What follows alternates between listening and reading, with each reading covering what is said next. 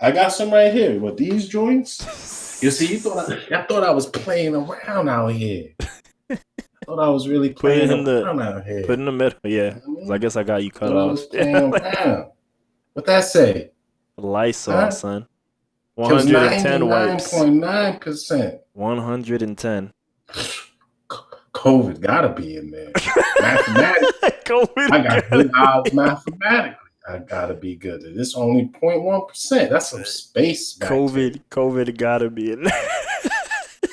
Gotta be mathematically. And look. Oh wait, let me go this way. My fault.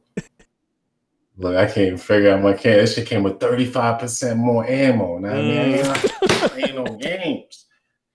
I mean, those are the wet joints. I mean, I got a lot of those. So I be in here balling with them. I wipe the most frivolous. I've been trying with you. I've been trying with you. I've been trying. I've been trying with you. I've been trying with you. I've been trying. You wanna get you. You wanna get you. You wanna get you. You wanna get you. You wanna get you. You wanna get you. Podcast and stuff. We just started. Boosh. Baked potatoes and eggs, man. Baked potatoes and eggs. What you said? What was the bars? What? Spinning like a Rubik's Cube? Spinning like a Rubik's Cube. I'm out here doing a podcast. Spin the block like a Rubik's Cube. Spin the block like a Rubik's Cube. I'm out here doing the podcast with the Kaiser So Sick dude. Yeah, man. Sometimes he can be harsh, maybe even rude. Homies on the block used to call that dude crude. But man used to wear a t-shirt on his head. But look where he at now, blacktop. Now he always ahead. Anytime you stand next to him. Yo, some people say God willing, but fucking with him is a sin. I'm hungry now, but I'm fasting, so I skip my din. Yeah. It's an intro bars. That line was said by Goods, by the way, too. Who's a battle rapper. Goods is his name. He's a battle rapper. I probably should have told you this off the mic, but I think you sent me that beat, that track from that dude. When you was talking about B-Dot or whatever it's called. Yeah. It's from Makami.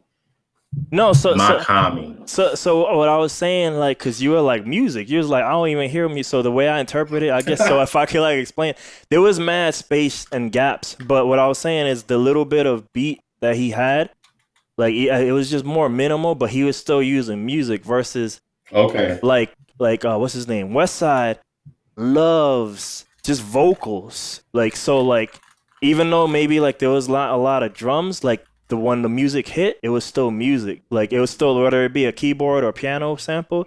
But Westside is like, I'm gonna just take voices. That's what I mean. Yeah, no, I wasn't saying it was exactly like Westside. Yeah. It gave me that same like, because it was still so minimal. Yeah, for sure. Very simple. Yeah, minimalist, and it's like still that kind of vibe. Yeah, sonically. That weird off kilter and the street shit too. Yeah. I like that beat though. That beat is just weird. Those sounds. Like, what's going? What is this? Yeah, that's like one of their most popular songs on both of those dudes' top 10. It's like that song, and I gotta imagine like you gotta do something with that beat. You know what I'm saying? That's what's up. Nori did Math's podcast on all the other tracks, I'd imagine. No, Nori did Math's podcast, by the way, too. Oh, really? I gotta check that out. But it's only on Patreon currently. But at some point, I assume it'll become popular. Unless he's gonna start doing Math. Always about finding ways to make money. So I feel like unless that's the start of something new, Patreon exclusive, But I think he might just be doing Patreon early access, which makes sense. I could live with that. I could live with the early access. You know what I mean? I ain't mad at none of that stuff. If I had more frivolous money to spend around, I'd subscribe to people. I'd support their stuff. You know what I'm saying? Like, if I really like their content. All right, so this is our first one we're doing live on Twitch. Do you imagine? I mean, you kind of answered it already, but can you imagine yourself subscribing to people on Twitch? My friend, post-COVID, he subscribed to a bunch of people on Twitch. post COVID versus I've been on Twitch forever. I've subscribed to a grand total. I want to say 0 people. If you count my Prime, then I subscribe every month to somebody. So technically, I subscribe to mad person, but only once a month because I only got one free. But I've never done it, even though I watch too much Twitch, you know. And he just got on, and he's not even a speedrunner, you know. So I'm assuming you got to pay to subscribe, though, right?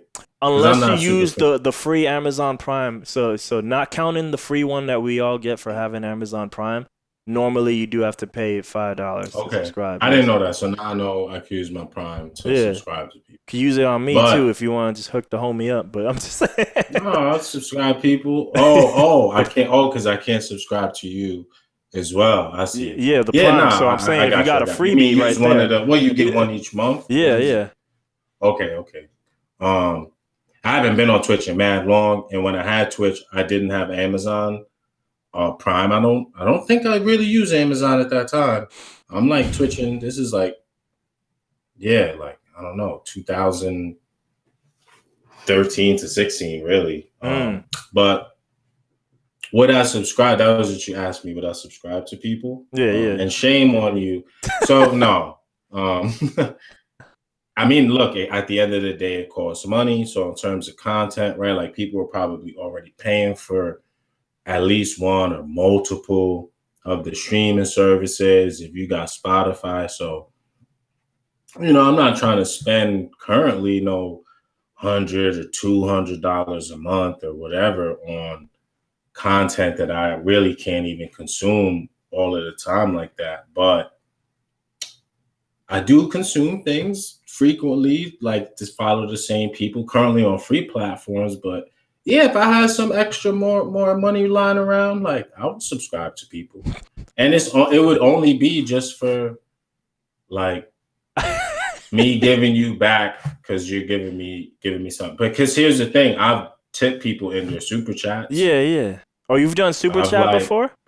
If I was watching somebody on live on YouTube and I was liking what they were saying, I'll throw $5 in there. You usually super chats for a question, so would you even ask a question or you just give it to them? I type something. I might have done it somewhere else too, but yeah, I've done that like a handful of times. I was laughing before because I was thinking of Duke's answer. What? Duke's answer to what? It's just the question. Would he ever subscribe to anybody on Twitch? And I was subscribe. I own on Twitch. Why would I do that? I was like, got my own content.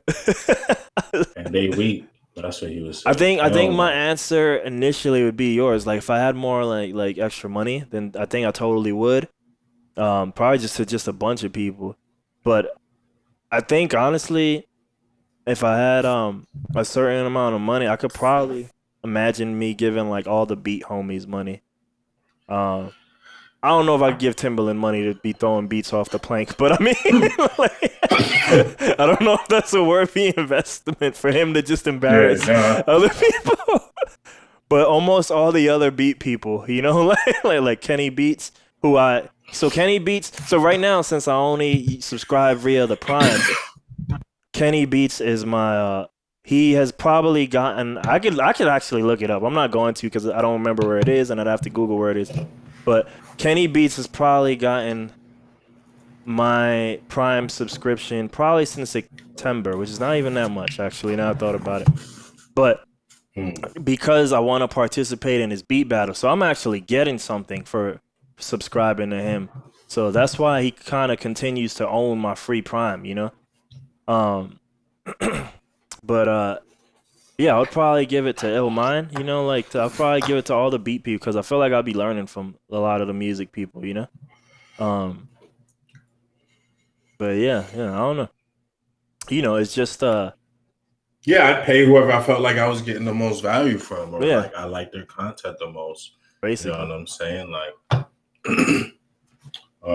basically, the more extra money, the more I would give to other people, like maybe if they're just cool, you know, like even though I'm I don't not get to trying to use watch my them. disposable income right Yeah. now for YouTubers and Twitchers. Sorry, and we on here. You know what I'm saying? Just keeping it real. So no, I hear you if you ain't trying to. You know what I mean? Subscribe to this shit. You know what I mean? I feel you. I feel like I'm sometimes that's saying. controversial to talk about, but it's like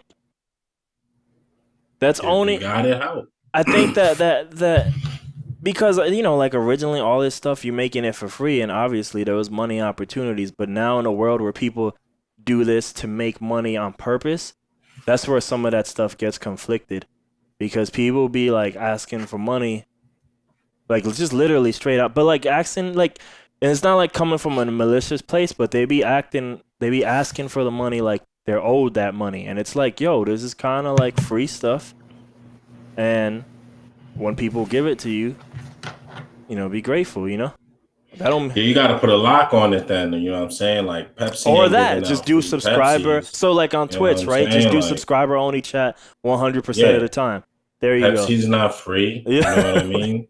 So You don't have to buy it, but if you want one, you have to. But at the same time, I realize people do it for free. Um, and if I like it and they're providing me something, I feel like there's an unwritten contract, especially in the paradigm of how it's set up. Like you could pay me if you wanted to, like you could, like I think it's only fair. You know what I'm saying? yeah. That's why I did tip people. It wasn't a whole lot of money, but it was just my gesture like, yo, here, I know this helps. And you putting time into this. I like it. Like, this is my way of It, paying for what you're giving me. You in know the what I'm spirit saying? of Like, what you just said too, I'm always angry. Twitch has become real easy. I remember early day Twitch. It was real hard to get a subscribe button, man. But it's pretty easy now. You kind of just got to have like a post and just be consistent and you'll probably get like a quick sub button in the beginning, you know? And then after that you do what, you know, you need to do depending on the level of what you need to do it at. But YouTube to this day, it's incredibly difficult, like unless you're at a certain level, to get like those native give me money things. And I don't know why they would why do they do that? Like why would you limit any creator like on YouTube from having people subscribe? Because like look, let's just take me as a good example because I don't have a lot of people. I only got 192 people.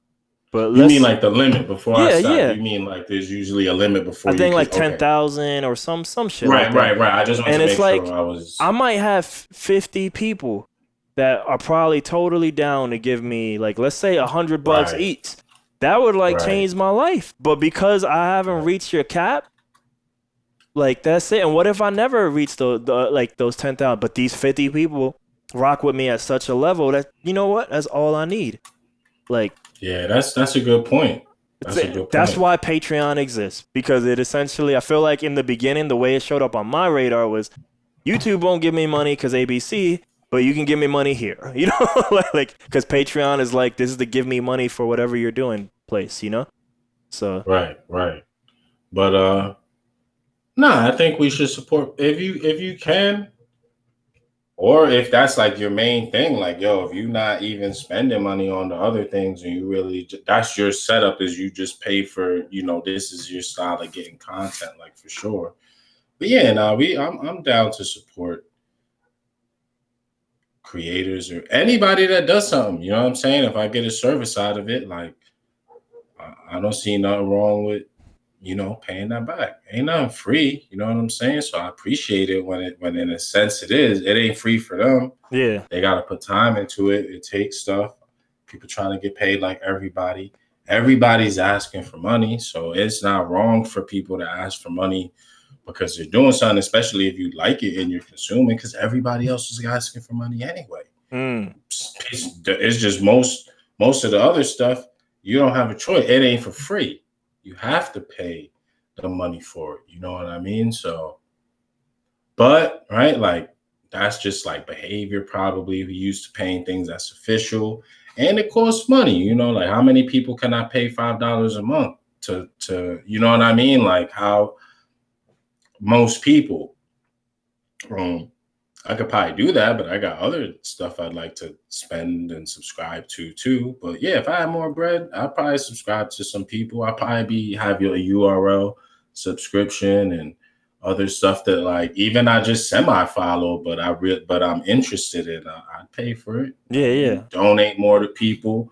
Throw people bucks if I'm watching their stuff. Like, yeah, you know what I mean? It'd be cool if I could throw people $100 or $200 if I was a super baller. Like, yo, here's I like your shit, yo. Here's $1,000. You know what I mean? Like, yeah, like I could see me doing that for, yeah, like at least subscribing to them, like on like to people I don't even really watch like that anymore, because you know either they changed or I changed. You know, I don't really need it anymore, but they played maybe like for a few. Like a good example of this is this dude Jake and Bake. I've probably told you about him a long time ago, but like that dude was like one of the like the key like pioneers in like IRL on Twitch. But his main thing, he was like kind of like the guy who blew up from being in Japan. Like he didn't do no video game stuff. He literally only did outside stuff, and that was kind of like my first real taste of like, obviously it's still a computer screen, but like just seeing like Japan in real life interactions, not like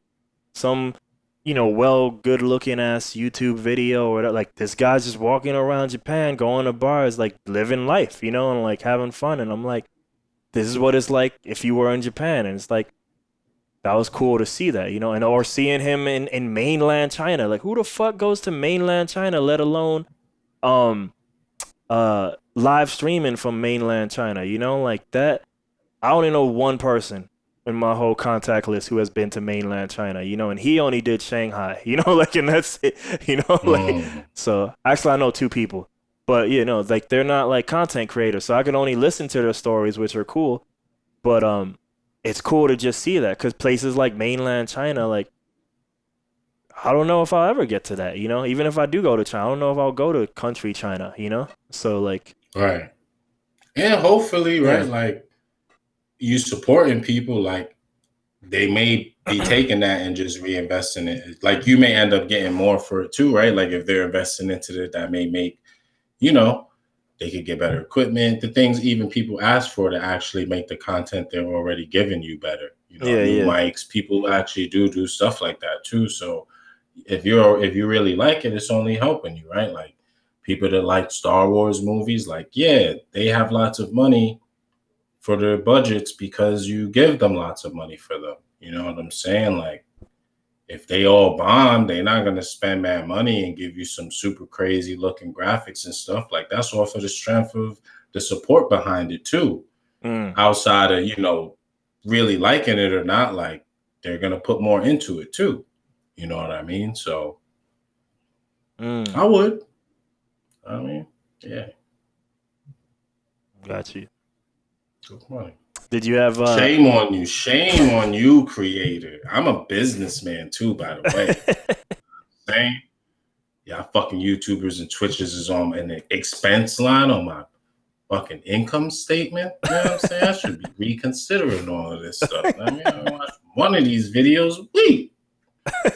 But you, shame on you, sir. Shame on you. Yo, when you look at some of these Patreons too, like if you find the right one, like maybe one video, because it depends what they're doing. Like they might be doing some high level stuff, so one video, whatever, and they set it up to like they only charge when they drop. Like man, it'd be some impressive monetary amounts, Like considering it's only done like, I ain't giving that at the drop. What? You be like, he good. Yeah, he is good. He good. I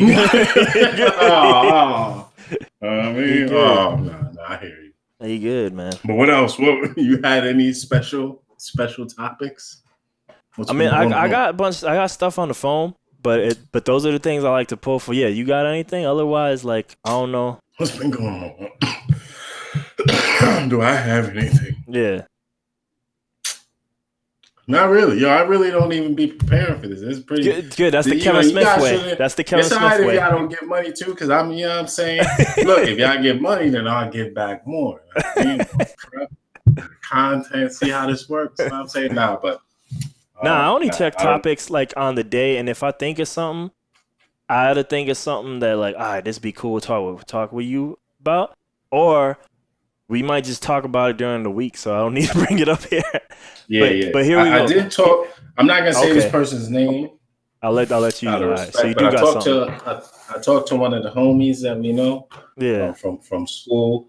You'll know who it is because they also do Now I'm curious. e-commerce and Amazon things. So you know that's enough clues for you. Yeah. I do know. But yeah, I was talking to them today. They actually messaged me and was they were telling me about some experience they had with Amazon, like customer service or something. Yeah. And they let me know, they were like, yo, I forgot to tell you in April to June, my product sold out crazy. He said I made like $18K a month. I was like, damn. I was like, yo, super dope. Damn. Yeah, dog. So, and I already know those things are kind of possible. You know, I've seen similar things like that, but I was like, yo, that was super dope to hear like that level of like success with it.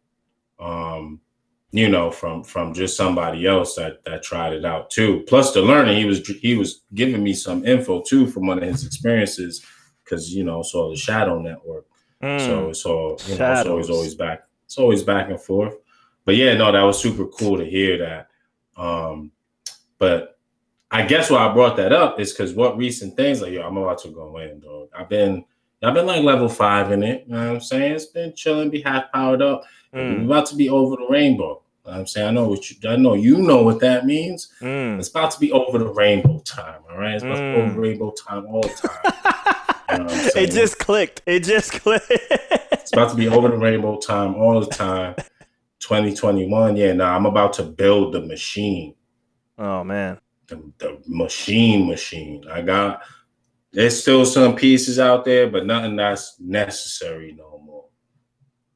I'm about to stop playing around. That's the actual piece. One of the pieces that's kind of missing too is just, you know what I mean, get out the hyperbolic chamber. You know what I'm saying? Start getting at it. You know what I mean? Hit snake way real hard 2021. You know what I'm saying? About to snap nappers back when I get down there. You know what I mean? Hit it hard break enough. And it don't end like the series because I'm gonna break Vegeta too when I get down there. I mean, all that other shit don't happen. The series end there. Damn. Nobody visit Earth after that. Shook ones. Mob deep. You know what I mean? But the game's about to end. Yeah, I'm about to get real serious with a lot of things, really. And I don't think it's gonna take a whole lot of time or extra time. I think it's just how it's framed in my head. That's it. Like honestly, like really. But I'm about to go in. It's about to get crazy. I'm about to finish the game though. I'm about to put the high score up here. Get the princess. You know what I'm saying? Damn, princess coming too? Yeah, everything's happening. Yeah, all of it. I believe it, dog. I believe it. So, yo, it's already done. It's just, you know what I mean? It's already there. People be chilling. I still be up here going crazy, but you get comfortable sometimes. You be kind of, you know. Yeah, man. I've been in comfort. I've been in Comfortland. I've been in Comfortlandia, dude. I'm not poison. Powered up. It's poison. I still work, so you know I still work. And I spoke with my like lead or manager, whatever you want to call them, and I told them I don't be full power. I'm like, yo, I got other stuff at work or in life. Yeah, at work. Yeah, I was like, yo, I got other things that I do because they were like, yo, you're pretty ill. You know what I mean? I'm like, yeah, thank you. I was like, you know, I'm not as ill as I could be even here because I got other stuff. I'd be kind of stretched. So I don't be having time to super go in on anything really. That just sounds mad funny. Like I don't even got time for your job.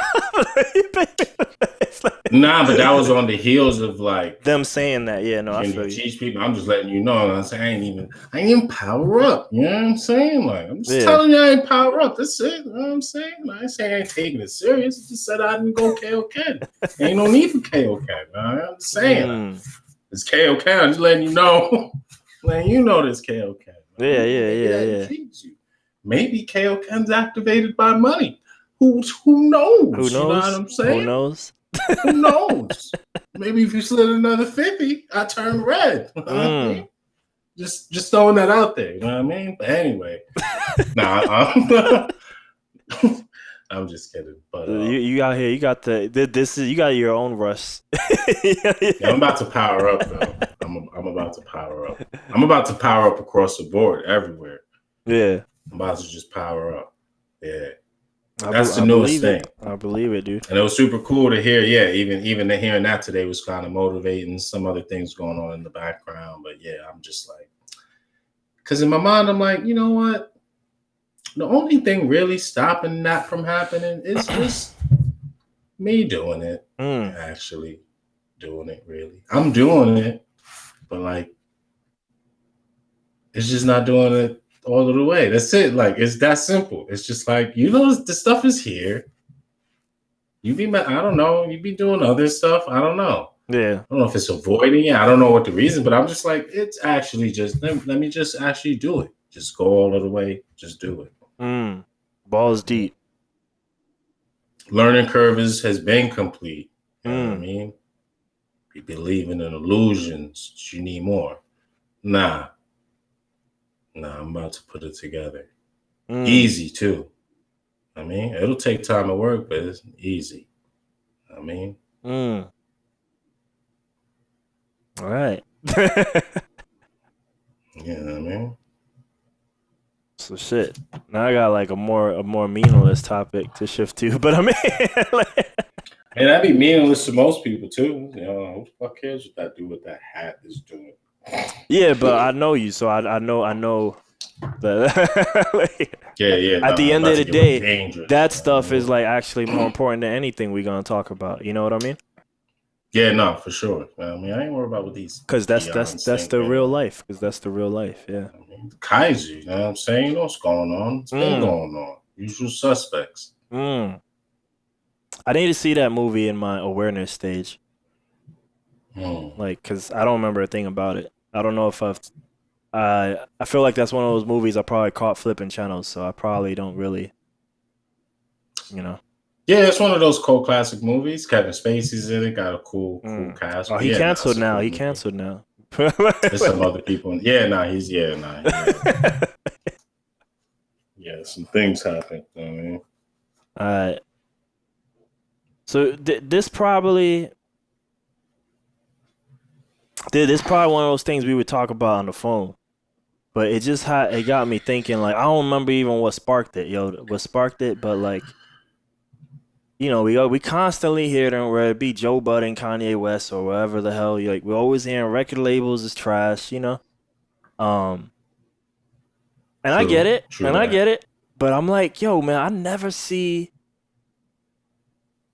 Look, they both suffered from piracy, right? When post Napster, right? But I never see the movie industry like, oh my gosh, like money this or that, you know, like that. Once piracy like came down, and you know, and they're still like, I see even to this day they still be battling the Great Torrent War, which is like, I can't believe the Torrent War is still going on, which is but it's kind of like the Middle East, right? We always gonna have troops there, you know, like, so the Torrent War is always gonna be going, you know. But, you know, at a certain point, like, you never hear, like, the movie industry studios be complaining these days. You never hear the actors, like, complaining, you know?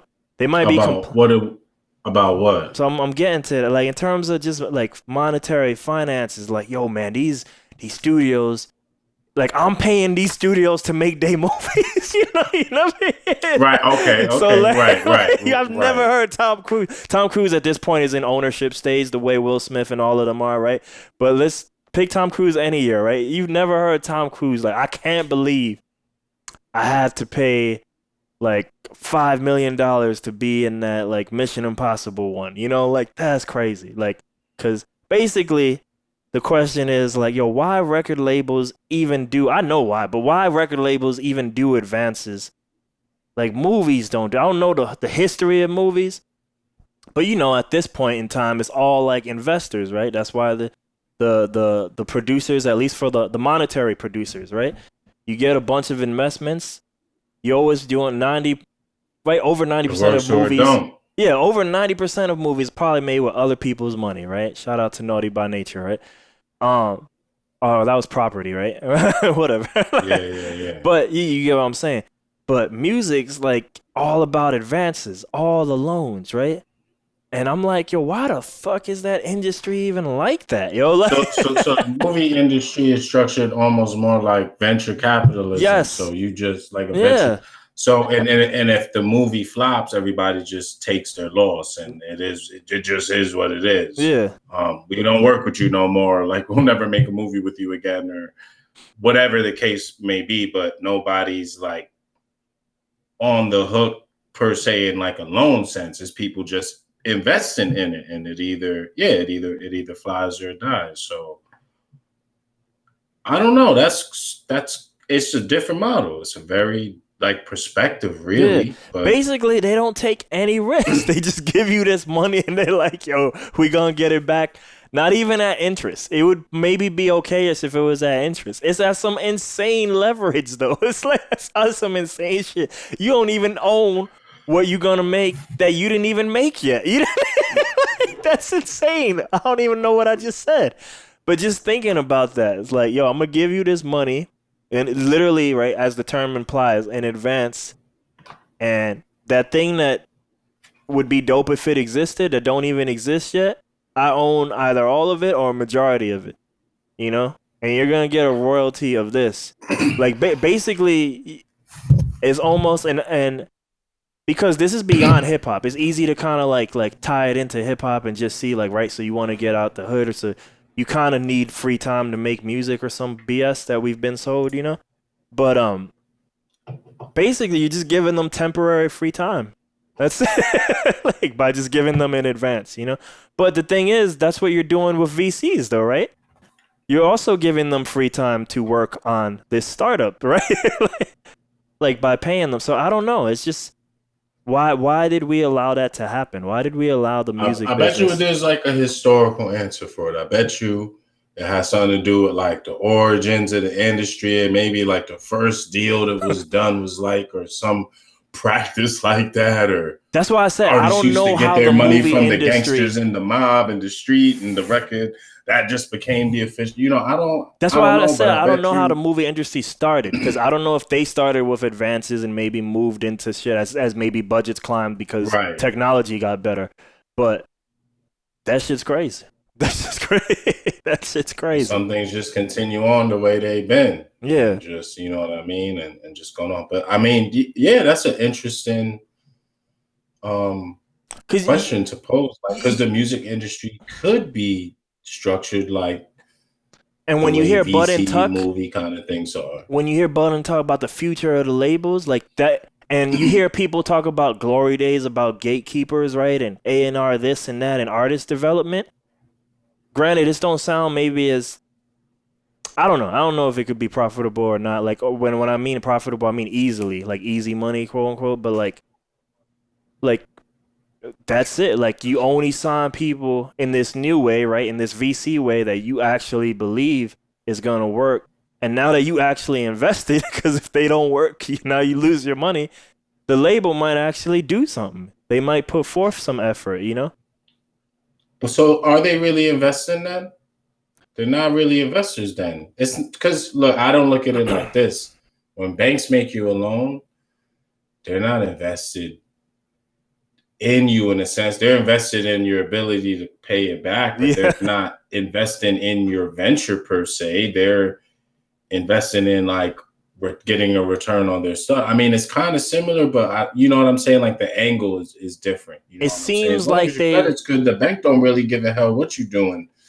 As long as it seemed like you could pay it back, but they're not, you're still on the hook for it. No matter what happens, they're not investing in you, you know, it's a loan. So do record labels even invest in artists if they require whatever they put in back? Like you said, there's no risk. so It's basically a in the old risk-free. days, I feel like see they would probably do things that seem like investments, but if it's all coming out of your paycheck, you know, like is it or are you They paying still take for a a risk, service? Yeah. but it's like it's still framed different. Like they're is just hedged way more in their favor because they're not invested in the same way. Because I it don't know. seemed like they bankers with contacts, and if you own all the contacts, that's how you become the gatekeeper. You know what I mean? The record industry is just the banking industry. But with contacts, that they happen to own all the contacts. You know, like so it's like that's what makes it like gatekeep. You know, like so you can start a business in this like certain tier of a world, but we also know everybody else in that tier. So if you want to play in that tier, well, now we have to sign you. You know, like so, it's like a what is it called? What's Six Flags called? It's an amusement park, and if you sign to them, they let you go play in it. You know what I mean? Like, that's what it seemed like, yeah. But they happen to own all the rides as well, not just the gates. You know, so yeah, it's yeah, that's crazy that it's that much of a contrast from the movie industry, both them being like content, and yeah, just how they just structure. How many actors you see out there complaining? You know what they got to, and I'm not saying this is perfect because I don't know. I'm not an actor. They have maybe they're not complaining because they got an actors union, right? Screen Actors Guild. I knew you were gonna say that. Yeah, I knew you were gonna say that. So maybe they already fought their good fight, you know, because maybe it did suck back in the day, you know. I don't know. But yeah, so now Nori, you know, talking about the union. He's usually talking about it though, I think, from a hip hop thing and all that. So, and I'm not even saying we need a union, but I'm just saying like this whole structure is fucked up. These advances and shit. And it almost seemed like the creators in the movie industry actually have like power, like because you'll pay money for a certain director, you'll pay money for certain actors that are ill. Like you're not gonna get Tom Cruise for no. You're not even gonna ask him that. Why they not complaining? Because to get Tom Hanks will get, Denzel will get what he want, or The Rock, even the different tiers. I'm sure these people are getting what they want. Like their brands actually mean something. Like if you trying to put together Ocean's 12 or Ocean's 11, and you trying to make it look like this, you might have to pay to get the right dudes to put it together. You want George Clooney and you want Brad Pitt in this. You want because. That's kind of like, you know what I mean? Like they still got some power. This remind me exactly. Like, no, I don't want that. What's this dude? Iron Man. You know what I'm saying? Like 50 mil. 50 mil.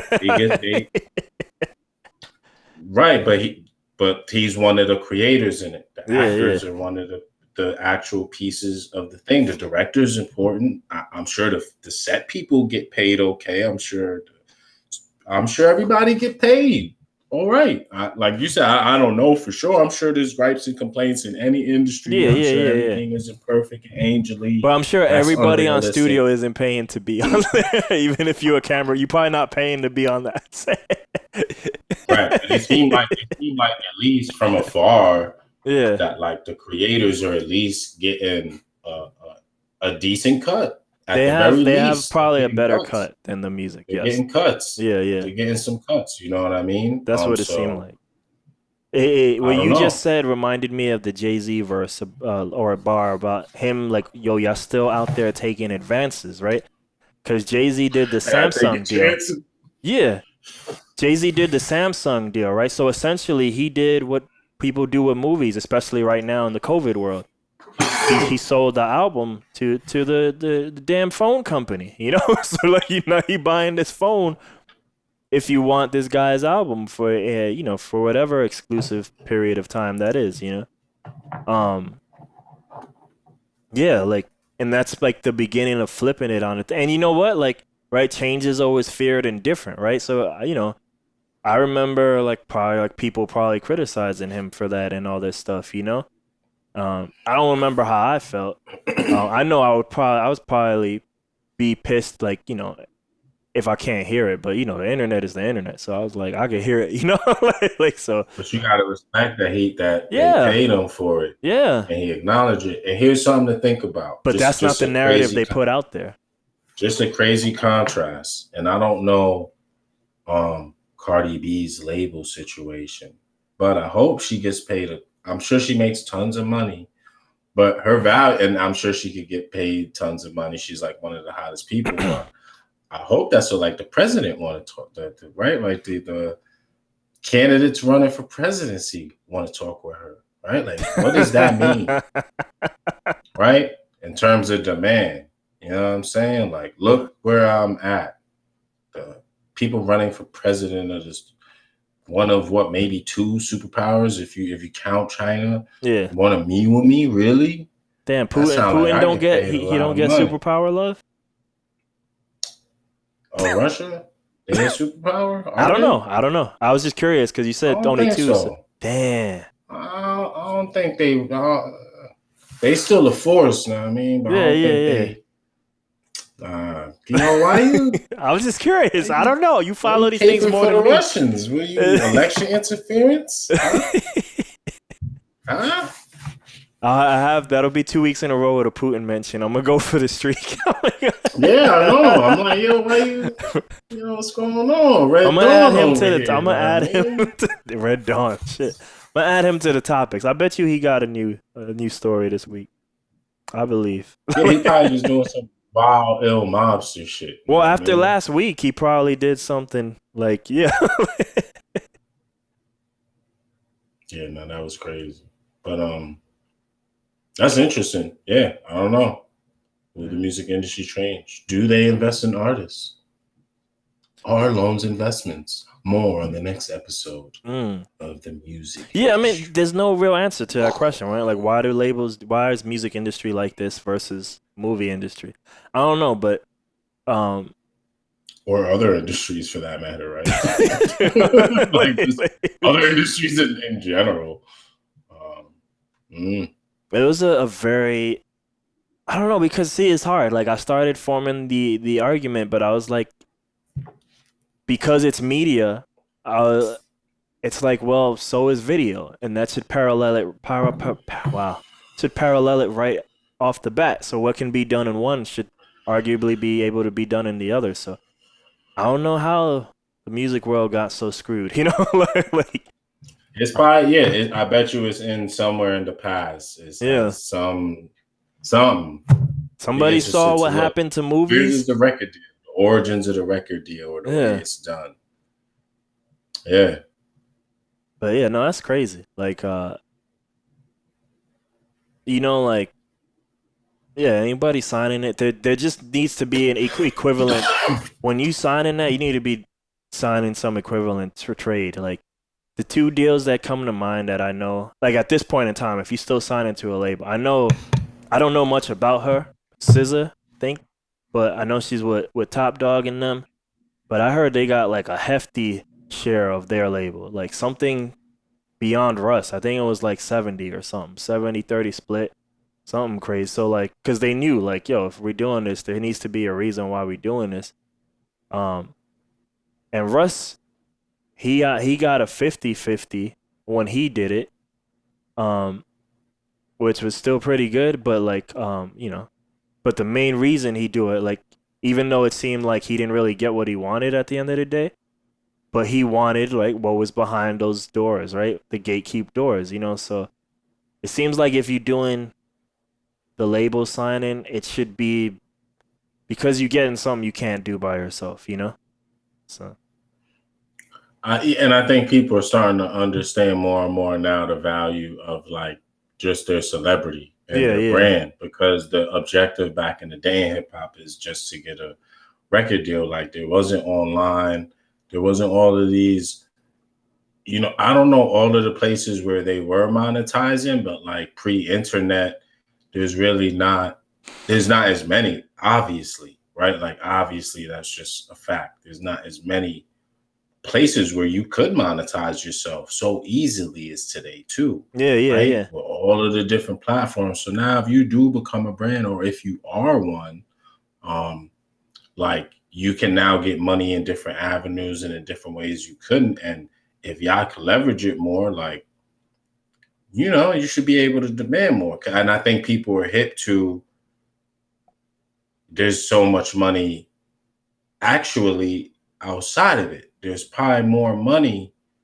in just my brand, and then what people doing, leveraging it themselves, buying businesses, doing other things with the money. Like people now see, maybe a clearer picture of what their brand could be worth, or what the whole bigger picture of the game could be with your celebrity if you use it. You know what I'm saying? Like, and I think one of the most important ideas that, like, I don't know when I realized it, and this is before like kind of brands and things were taking off, but it had to be like knocked in my head that just because you in the shadows, this is something I think none of us understand as a kid. Just because you in the shadows don't mean you ain't making, one, a living, or two, maybe even a killing, right? it was false. It's false. Actually, the people who think about it, Yeah. the people who are actually making the killing, they don't know their name. Okay, Maybe so you do. that's the extreme. So maybe no, because you can say that too about like Just everybody to on prove Wall to your Street. point, You're right. though, You're I'm right. just You're right. saying, Yes. like, Yeah. look, the people in the shadows that you don't know are actually some of the ones that are making more money than the people you see. Yeah. No, But you're right. yes, Yes. But I just meant like you can still be the guy, like, so it's normally like some artist type thing, or even like a sport, right? And still make a killing. Even though you might not be the guy, like you might not be the Drake, right? But you you don't could have to be on the still, stage yeah, and be in the limelight to be basically, chilling. yeah. So, but I think that was something like, I don't know when I first understood that, but yeah, like there's a lot of examples now of that, But yeah, But of course, yeah. they're in the shadows, so you don't see them. All you see is the person that's on the stage. You see to the success of the person that's on the stage. So if you were outside observer, like what would even make you, unless you research and obviously find these things out, that makes sense being younger. Like, of course the rapper is the person you want to Well, be. you Of see course the that's the artist thing is I was trying to say what you though. want to be. And I know you said more to my point, but like what I was saying is you can still be the rapper. You don't have to be the rapper like King Drake is what I was saying. Because I think like growing up, right, you hear Hot 97 and Friends. So it's probably like, man, there's only like 10 rappers killing it, right? Everybody else is struggling or something. But there's so many rappers now in the world. But what I was saying is like you don't need to be rapper number one to still not be making a killing. You can still make a killing No, and but not my be, point yeah, is beyond you all don't that. Yeah. you don't see rappers not number one. You see rapper number one. Yeah. You see the number one people. So what is nobody's on the main, because you mentioned High 97. So guess who's not going to be on High 97? Depending on the time period, but in general, like Yeah. commercial stuff, right? Not late night. Who's on High 97? It's not gonna be the dude that's getting it independently underground. It's not Tech Nine. Nine's not on High 97. He ain't. I don't. Yeah, I'll never, unless I'm sure he's probably plays in Missouri. I think that's where he's from, right? I feel like it was somewhere in the South. Though in my in the head, I always Midwest or whatever. associated him with the West for some reason. I don't know why. Yeah, me too. But that's But the region, I'm sure he gets support. Maybe they're on the radio. So it sound like they got stuff on lock where I feel like it they're was St. from. Louis, but maybe I'm wrong. But I would have never known that on the commercial end of never heard of this dude. Yeah. Let alone thinking this dude's getting millions. But who we gonna see? Biggie or the Puffies or these kind of people or some of the headline. I never heard of no engineer's name or no background people. Or we knew the underground people. And what was our assumption with them? We probably thought they was just struggling. Yeah. I just wasn't even thinking about how these people are doing successfully. Well, I'm sure those people were doing okay. They rapping for a living. We listening to them. You buying their shit. Fucking every release that come out, we going to the store after school to go buy these people albums. So they must have been making some type of money. But you know what I mean? Like, again, but what's the big shiny thing? It's Drake. That's the image of success, because you don't see the shadows. You don't hear the independent story. Now you know that now, but before this, You're not hearing these things. You don't see these people. And I bet you it's probably an image they don't want to show you. I bet you that's not something that the industry wanted to promote in the first place. Why are we going to show people and shine a spotlight on people that ain't within our system? Dudes that's doing it their own way. Why would we want to put that? Why? That sounds like competition to me. If I'm being business minded, not going to promote alternatives for you, show you these things so you could go be independent and I can make less money. Does that in a world where they're all sense? on? Because we would always say like why like going back to that time, not so much now, but I'm sure the same thing happens now. But in the like we would wonder how come like soundbar, how come Raucous, right, or record people ain't on Hot 97 at least at some point in the day, aside from this 2 hour Stretch Armstrong every Sunday night. How come they ain't on a Hot 97? And like what you just said is an interesting point that I probably, especially as a kid, never thought of. Is like, nah, we ain't thinking about this as a kid. But if everything is all under the umbrella, right? There's only 3 labels and everybody own kind of everything, right? Like, if you play an independent artist and wait, I'm not getting any of the money, I'm not getting any of the publishing because I don't have, like, I'm literally DJing. Now I'm just playing an act. Versus if I play one of these people in the top 10, it don't matter who I play because by me playing it, I'm also paying myself, like on some level of the company, Never even thought of it like that, I'm not wasting time with this stuff. Basically, I'm not wasting time. I'm not making money from it. It's not in my umbrella or sphere. Yeah. I'm not showing this shit.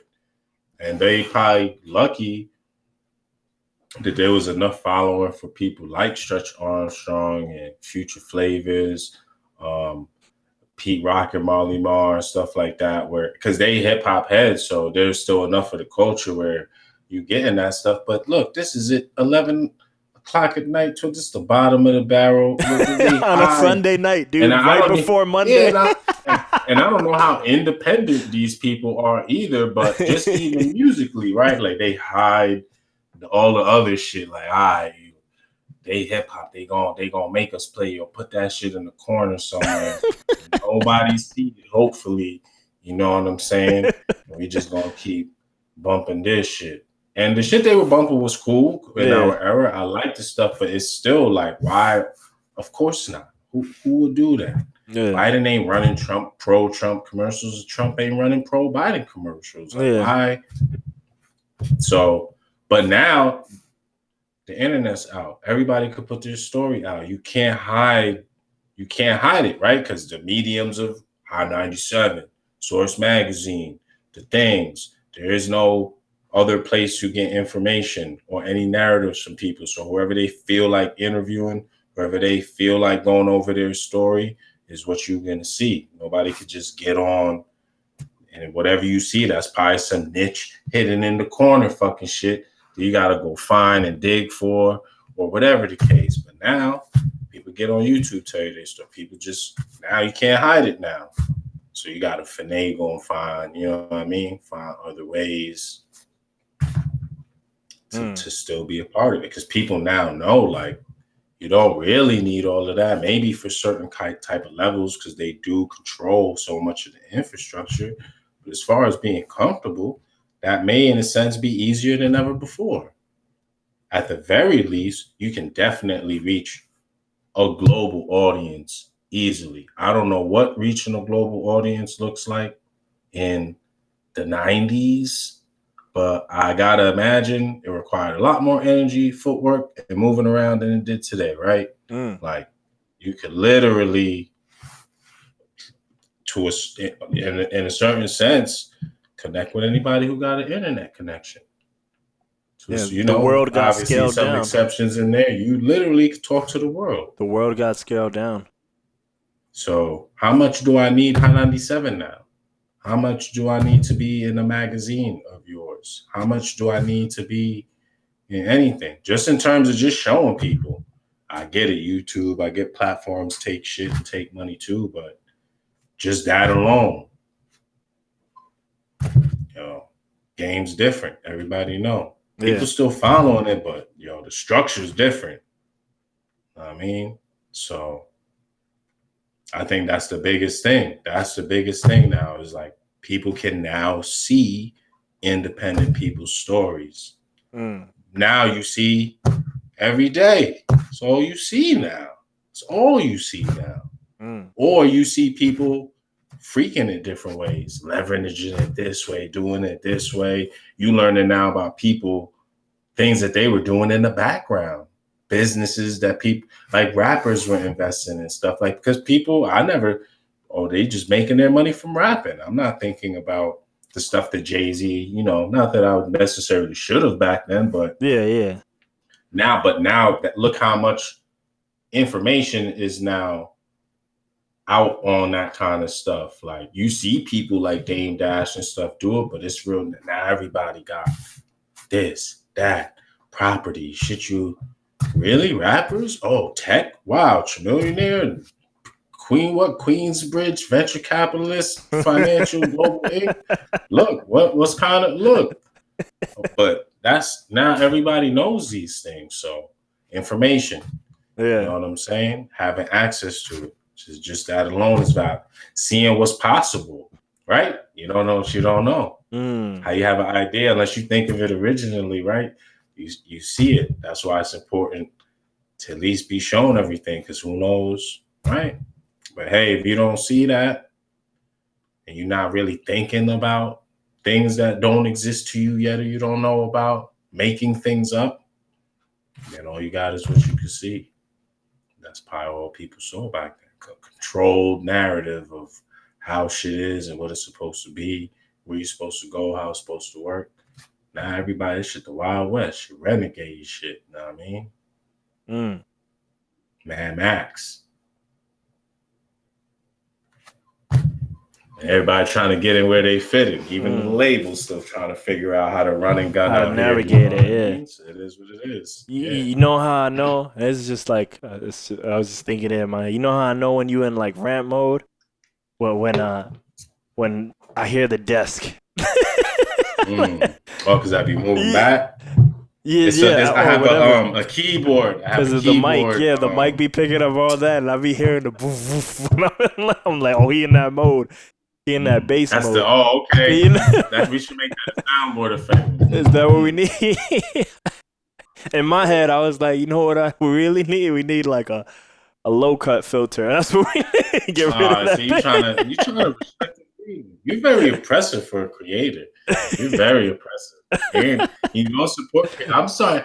I think you might be like really a label guy. You might be a label guy in disguise, an agent. Agent, you the agent, a plant, an industry plant. I figured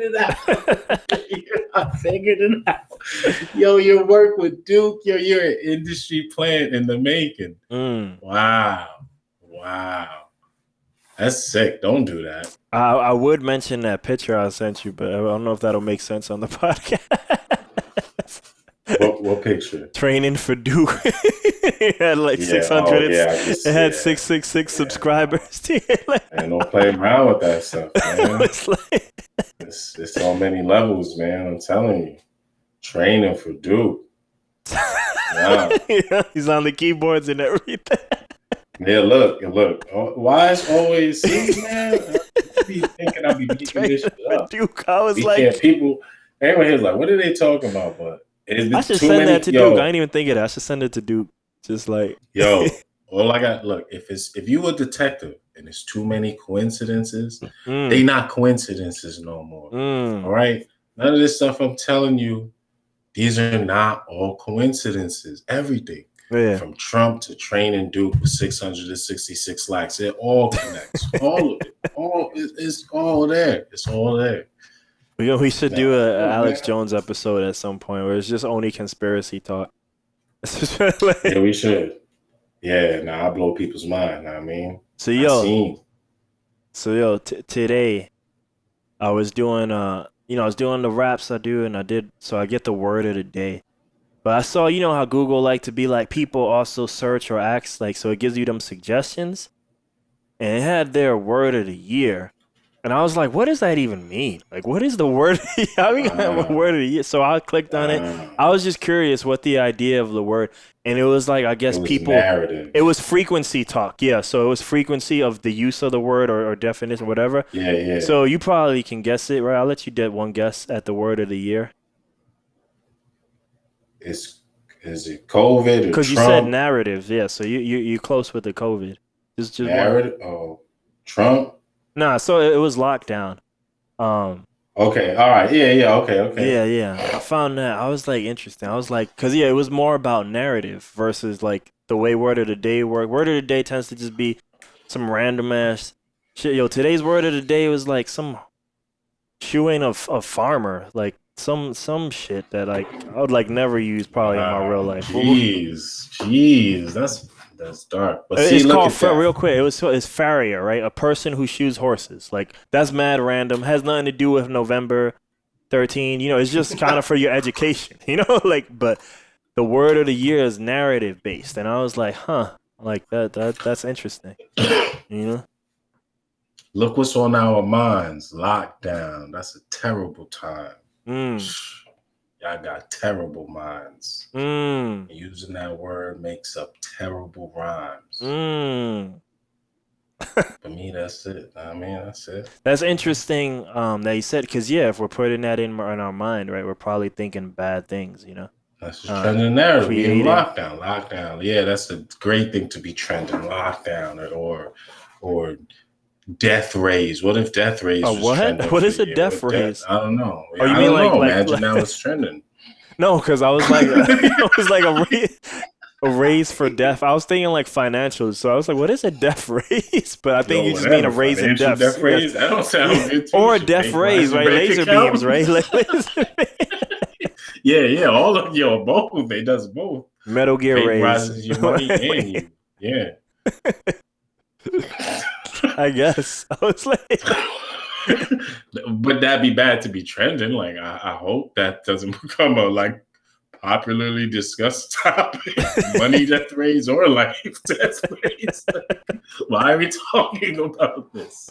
I mean, sometimes. I don't know. Sometimes they mean completely weird stuff, but it just might be what was it? There was like the death tax, right, or something, right? Yeah. That was probably more like a topic of the week type thing, but yeah, that was hot for a minute. So yeah, it doesn't seem too unrealistic. Wow. You can't be dying and nobody likes that either. Nobody likes that. Nobody. You likes can't be dying. Tax, but the government, they're the only ones that like it, right? Just bad shit trending. I mean, we obviously know why that word is probably trending to my best logical guess, but yeah, lockdown.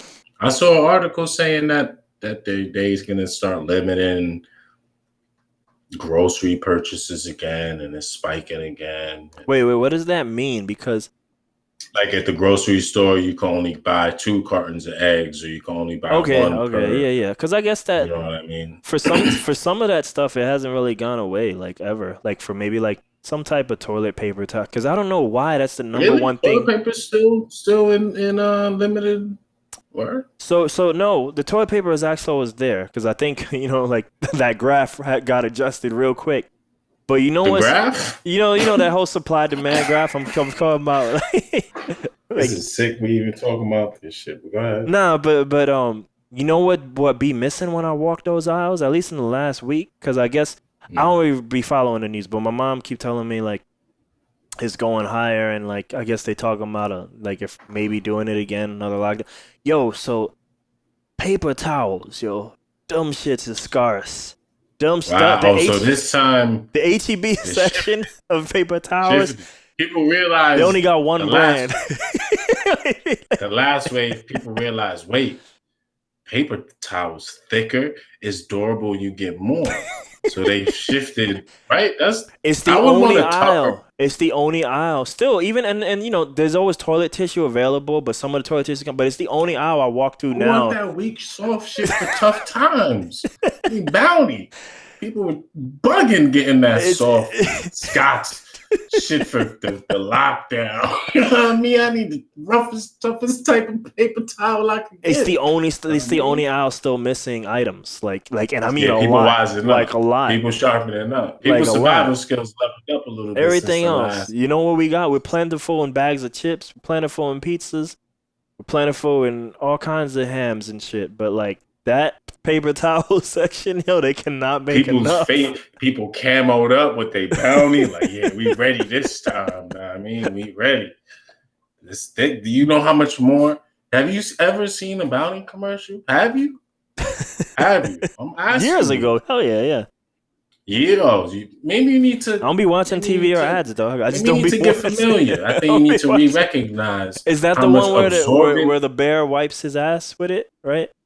Is the bit Bounty? See, look, you got the game all jacked up, homie. Bounty, the big. Oh, that's the white dude. The dude, right? I might have it messed up. You might, because there's a brawny. It's the dude with there's a brawny too. Yeah, I think it's a piece of lumberjack. That's Braun. That's Braun. That's who you want for the tough times.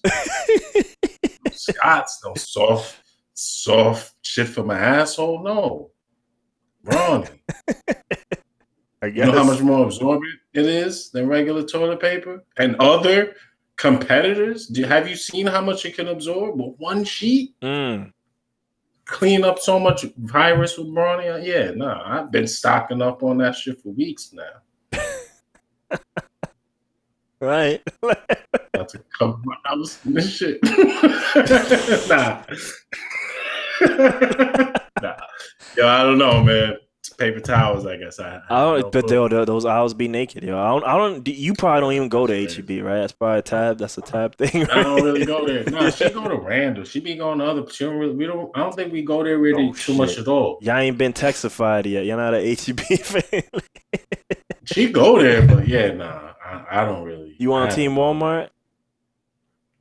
I've been to Walmart. She goes to Walmart. I know you've been to a Walmart, but I mean, like, do y'all even? Here, I've been to a Walmart here.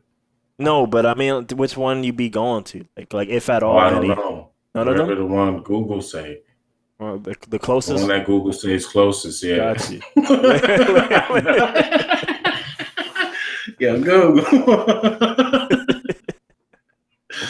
Yeah, but there's one not too far. It's like 10 minutes from here. Yeah. Something like that.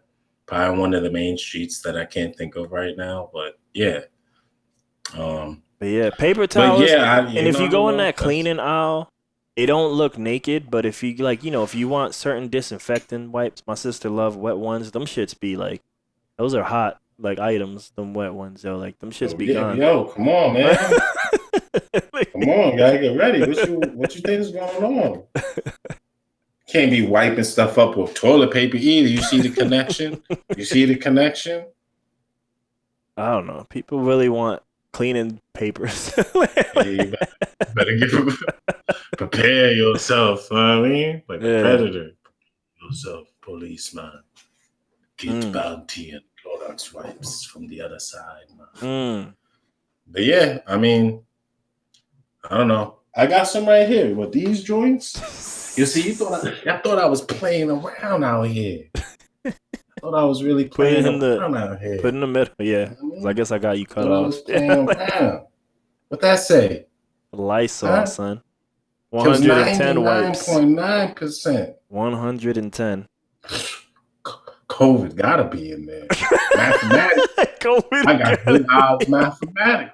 I gotta be good. It's only 0.1%. That's some space. COVID gotta be in there. Gotta be mathematically. And look. Oh wait, let me go this way. My fault. Look, I can't even figure out my can. This shit came with 35% more ammo. Now I mean, ain't no games. I mean, those are the wet joints. I got a lot of those. So I be in here balling with them. I wipe the most frivolous. I use a whole wipe for just any little thing. You know what I mean, like I said, I've been preparing. But nah, let me stop messing around. You know it is a serious thing, but yeah, you gotta have fun. It can't just be lockdown mentality. I mean, that's terrible. But yeah, man, that was the word of the year. Lockdown. So Lockdown. Mm. let me see what else I got on here. This moves into, I guess, funner shit. But yeah, that's where we going. My friend texted me the other day. He like, yo, man, Wandavision got a date, January 15th. I was mad disappointed with that because I swear they had said December. But you know, in the interest of, like the way I read that is they're gonna drag things out because Mandalorian's airing right now, and I've told you that Right. the counter to Netflix is. It seems like a lot of these other companies are doing the one a week.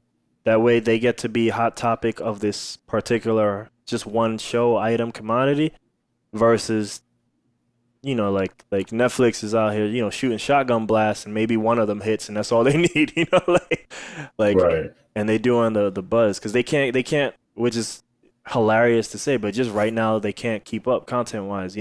So I think I ain't do the math for when Mandalorian ends, but I was like, look, Mandalorian just started. I guess episode 3 is today. I was like, that probably takes us into most of December. You get the Christmas break, and now we're ready for another one. I'm like, they probably dragging us, you know? They dragging it in so that it could, once Mando ends, now you get this. And I was like, man, those are the, Right. we had the whole children, Disney's for the kids, adult vibe conversation. And I was like, well, as an adult, it seems like they can only give me one thing I care about at a time. It's either going to be Right. Star Wars or it's going to be Marvel. Telling you, it's a kids channel. I was trying to tell you. I was trying to tell you it's a kids channel. You was trying to fight it.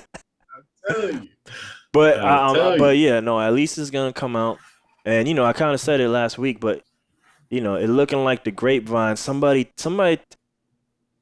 This is not a trusted resource, like, because oftentimes I'm like, yo, I heard this on the Kevin thing, and he actually talking to Hollywood people, so a lot of his rumors more stock. This is my boy who lived down Highway 90. It's not as truthful because who know what he googling, Word from Highway 90, you know what I mean? But my boy, Scoop. he texted me this picture of like the cast list, right? And it's just starting like with the rumors I'm hearing about this Doctor Strange movie. And it did have Elizabeth Olsen, which is Scarlet Witch, because the rumor is she gonna be the bad girl, bad overall person of the movie. So you get the crazy Scarlet Witch. It did have the 3 Spider-Man in it, Tobey Maguire and the guy that you don't know exists, Andrew Garfield. So a lot of people, they already denied that, but it did have them there. And then it had this one, who I didn't even think, but it would make sense if we doing multiverse shit. It had Ryan Reynolds. It had Deadpool on that shit. And I was like, yo, this movie gonna be fucker. This is gonna be Doctor Strange. That's fake news, dog. It probably is. It probably is. But I was like, man, this is borderline like gonna be his Civil War. This is gonna be like. That's crazy. That's not. You imagine that shit? That's shit. Too much. Like, it's funny you said that though. I was talking to somebody today, and they were like, "I'm about to cancel Disney Plus because Marvel better come out with their stuff." I swear that's the only reason to be on. Is it other Abraham? Is that what it is? They said the Mandalorian. Nah, it was Aziz actually. He was shit. Mandalorian's on, but he's like, "I'm about to cancel that joint." Yo, the Disney hack, especially for normal binge watching people, dude. Yo, just buy it in a month when the shit is out. Just literally just keep buying it and unbuying it. You could probably cut your Disney costs in more than half. I bet you could probably just pay for Disney 6 months a year if you just get it once your show's done airing. Because right. Unless you just want to be on that shit, We do that for I don't do it because I don't watch shows. But my wife does it for Power. She did it. Because she watched that. There's some other silly show. I don't know, something called Scandal or something. But they would be on like on Amazon, Showtime, or HBO or something like that. Yeah. But she would just subscribe for the season, and then after that, that's all you really need, man. Depending on whatever the cadence was of it. But whatever. Now that I just said it like that, I'm like, yeah. If it wasn't, big up the homie Dave, in New York. He's contributing Disney to me, but I mean, if he wasn't giving me Disney my way, like, you know what? I might just pop in and out as Marvel things happen. Because honestly, Star Wars is cool. Baby Yoda's cool. I don't give a shit like that, you know. Like I don't give. I It ain't don't trying- have no purpose for me. Yeah. Like it don't. Yeah. So Like for me, yeah. it doesn't. But obviously, I have a kid, so it serves a great deal of purpose. You have no idea Yeah. how powerful actually it is. So you don't know. You don't know the different magics you need. You know what I'm saying? And Disney Plus actually a very valuable tool to have on your journey. You know what I mean, that's really nothing. You know what I mean, no status effects, none of that. You can't get poisoned, can't get death sentence, can't be muted, none of that. You know what I mean, smooth sailing through the cave. But outside of that,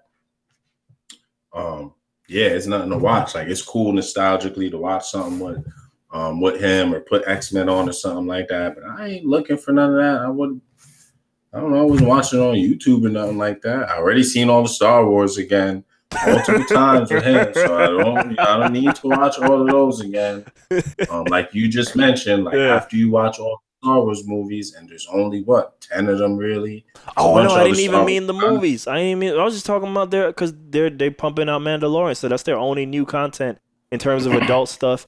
That's what I'm saying. So not bringing in National Geographic, just just Mandalorian aside. After you see the movies, unless you really hardcore, like I'm not trying to watch all of the other little things that they got. Some of them are cool, I'm sure. And what else is there? Yeah, National Geographic, like so. And I also want to say, like, and I've said this multiple times, like Mandalorian is not necessarily a show that needs to be watched currently. Maybe some purpose will be added, but this is Abe's doing his hating thing, right? But I mean, like, right? What's one of people's favorite? Now there's many favorite animes because there's just too much. There's just too much. It's too easy to get anime, and now you can't keep up with that shit. But back in the old days, one of people's favorite anime was what? Cowboy Bebop, right? I seen that shit. Maybe if I saw it as an adult right now. Yeah, you that guy. You the guy. I don't get that shit at all. But Mandalorian definitely is a Western-inspired style thing, right? And maybe I just don't know enough about Western lore. But yeah, Cowboy Bebop had that one a week, never has to tie into it type thing. You know what I mean? My boy John's in the chat. He's like, Abe is hating. All is good with the world. Wow, that's horrible. He know me too well. That's how he know me too well. He's like, he ain't depressed no more. He hating again. Yeah, he hating on content. Yeah, he good. Yeah, all right. He chilling. Wow, that's how much you hate. Wow. What was I hating on? Sick. I was blinded by the hate. I don't even remember what I said. Oh, Mandalorian and Cowboy Bebop. Yeah, like so, like, and I remember other David, R.I.P. Our other David. You know, right. He loved the Vicious, right? But yo, Vicious don't play any real role until the final spoiler. Until the final like 2 episodes. So to me, it was just like, story of the week fluff. But we're all on this journey together. I guess maybe symbolic of life. I don't know. I didn't get that as a kid. I'm too young. I just want something cool to happen. But then episode 25, 26 happened. Like, okay, we got this vicious guy we got to deal with. Let's take it seriously. Kind of like I make fun of the Iron Man movies. Like, yo, we got to wrap it up. We need a bad guy. Terrorism. Yeah. So Mandalorian, like, we just take season 1 context. It's kind of like that too. Random bullshit happening. And then, like, now let's just sum up all the parts. And then episode 7 and 8 becomes Star Wars. Like, people coming together and doing Star Wars-y things. You know, like, it really felt like Star Wars. But from what I've heard, like, Kevin Smith, like, describe, and the other guy, Mark, describe, like, I guess the tributes to Westerns going on. This also might just be, and Cowboy Bebop probably is also of that Western, just from hearing things that I've ripped it off. I watched a little bit of it. I can see that. I haven't seen enough Westerns, but this just might be a Western vibe, like Bonanza. Like, shit just goes on in our little world, you know, like, for whatever reason. Seven Samurai, you know what I'm saying? Yes, that too. Which Star Wars is a thing of, a derivative of, you know? Star Wars is a derivative of, yeah. So yeah, like, it's not bad. Like I said, it's cool stuff. I like it. It's just not. I don't get that ride I get with the other things that maybe have that like that real. All right, when's the last time you even attempted to watch Cowboy Bebop? Probably that being in the comments. When is this? I've never tried to watch it again. 10 years ago, This is like 10 years ago. I didn't live in the comments 10 years ago. Never. I was just never trying to watch this shit again. No, but when did you even be exposed? You talking about back with David? So that's pre 2003. Yeah, we lived in the comments. So this, you probably didn't care because to be honest, like I kind of have a feeling like we just like more exciting stuff back then. I don't know. Normal that was hero's just me. journey like, type Cowboy shit. Bebop was like more like a regular TV show. I was looking for animes like Dragon Ball Z, where people were doing outlandish things are happening, all kind of crazy powers and people charging up. Like I just wanted to see outlandish kind of stuff. So Cowboy Bebop had more. I get the Western vibe. They're like, what are they, bounty hunters or investigators? Something like that. PIs.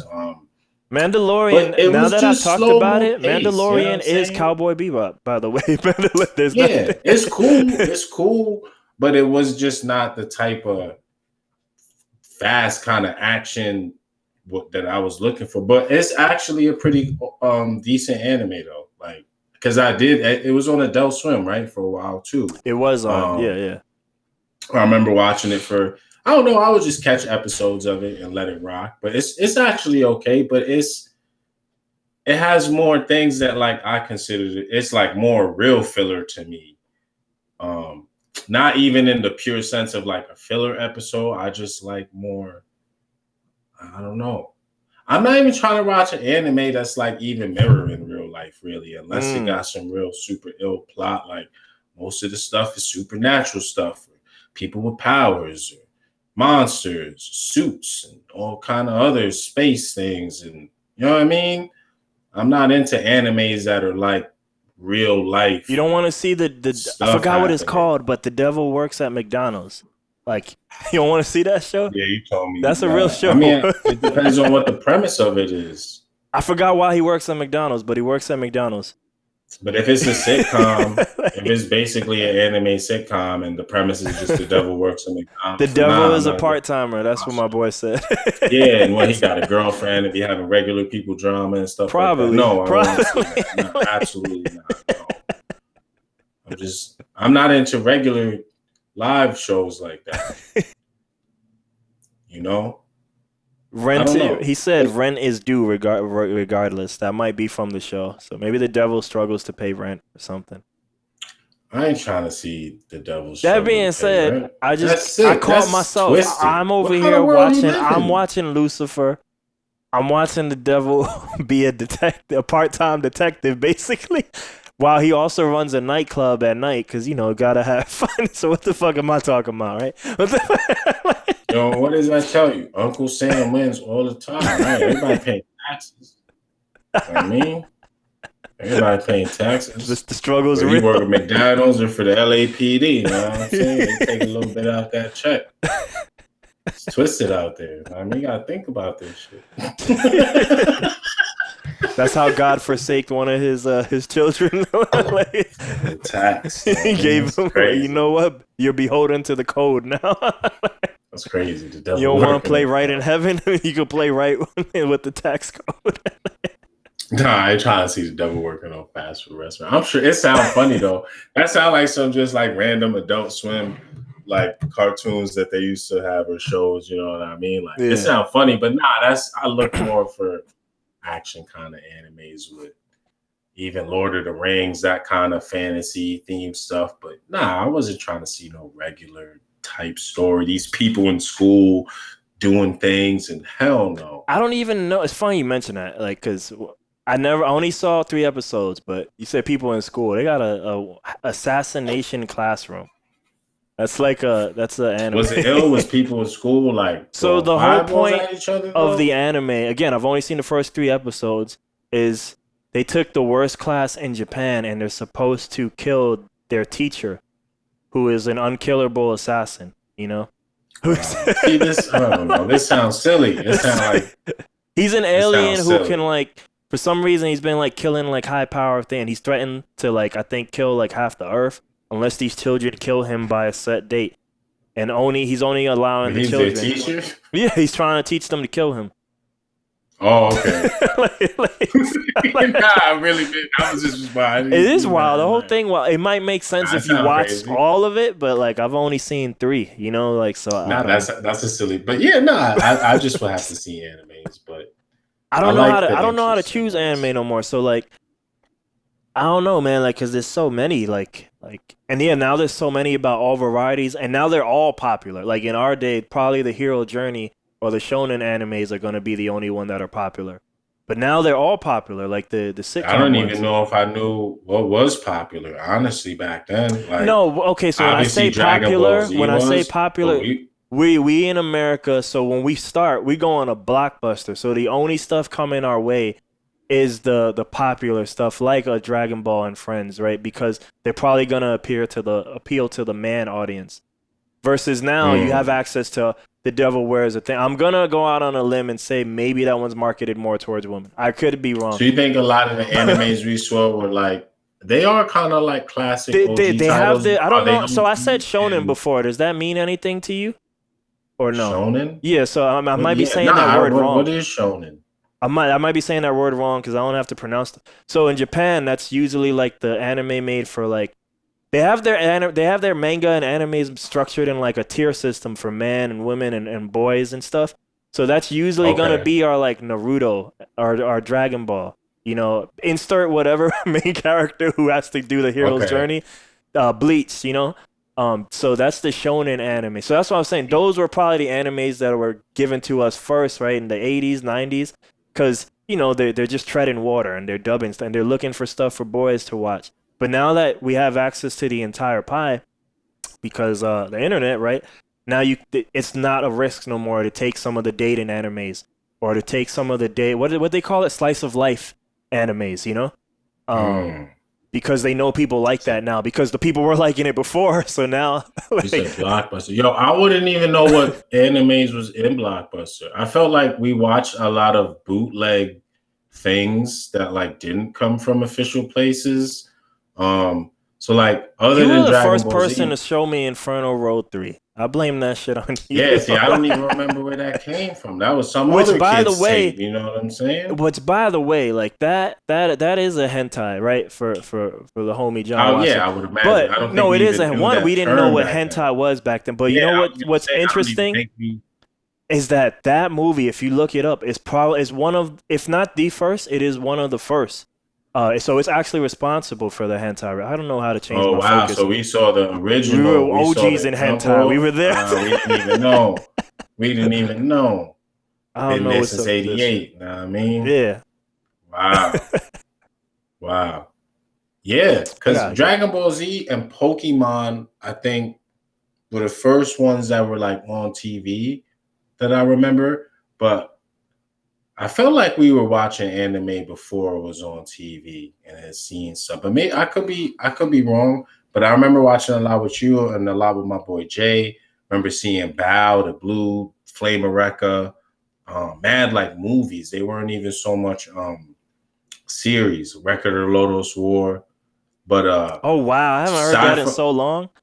Sci-Fi Channel for a short period of time. I like stopped watching cable TV at a certain point, but on the weekends they had anime on too. Sci-Fi Channel it was like in the morning because they had Record of Lodoss War on, but it was whack because it was like when like they didn't have all of it or whatever, so it would loop. But they had like a little anime segment in the morning on Sci-Fi Channel. But this is way later. This is after Pokemon era and all after of this stuff already becomes and Adult Swim and stuff like that. So yeah. I remember Blockbuster, Ninja Scroll, Police Nauts, Darkstalkers. These were early like JoJo. JoJo's Bizarre Adventure. Which, by the way, has become really popular. It's on Netflix now, but even before that, it was really popular. To me, I never realized JoJo's Bizarre Adventure was a manga anime. I think anime came later. I didn't realize it was anything Japan. I thought it was just another fighting game from Capcom because they would just drop them back in the day. You know, like, you saying Darkstalkers is what made me think of that. Yeah. But those were like the blockbuster like hits. back in the day. Like, yeah, Robotech, Macross, whichever they wanted to put out at the time. Robotech, yeah, that was big. Yo, I remember somebody I knew had mad tapes of that. Maybe it was you. Somebody had mad I tapes. borrowed mad tapes from Leon on the our Leon, yo. I think that's crazy. That don't even make sense to me. Street Leon. Like, I feel like really? I borrowed. He like that? I feel like he had all that shit, yo. Because honestly, yo, when we look in the past, yo, like I meet Leon in school, Holy Cross, but on second or third grade, they couldn't afford to keep him there. And then he goes to public school, and then Leon happens. But like, I feel like he had like a bit of nerd in him, but then the streets take over, like. Oh yeah, he definitely was into all of that stuff. Yeah. Even after that, yeah, for sure. I feel like he lent me him or some other guy. I don't know, it was Eric. Somebody lent me all the Robotechs. But then later on, I found out Robotech is fake, doesn't even exist, and it's really Macross. It's just America. It's Americana for us, Right. That was a big name, though. Yeah. And then it was just like singular, like Fist of the North Star, and there were just like titles that. Because by the way, I tell you that fighting game is made by the same people who made Guilty Gear. At least the same mother company. Oh wow! But it's also broken, so no one plays it. But they still do tournaments in Japan every other week. Devilman. Yeah. Oh, there's a new one on Netflix, newish one. Devilman Prize or something. Yeah, I don't know. It's been out for a little while now. But that was another blockbuster classic, by the way. Devilman. Yeah, that's why. Yeah, Devilman. Yeah, back that. Damn, this is throwback. Yeah. Throwback days. That's crazy. Fighting game era. I mean, there's some crazy stuff. Pretty cool stuff. It's pretty cool that we was exposed to so much. Just even in that sense, not really being able to actually, at least for me, like actually go places. You know what I'm saying? Which is crazy. A lot of this comes because of like you getting the computers big. You know what I'm saying? And where Duke started making beats. I gave birth to Duke. Yeah. Just being I don't even mean that on a real thing. I just mean like on the legend too of Duke. Duke is my fault. I'm Tony Stark. I created him.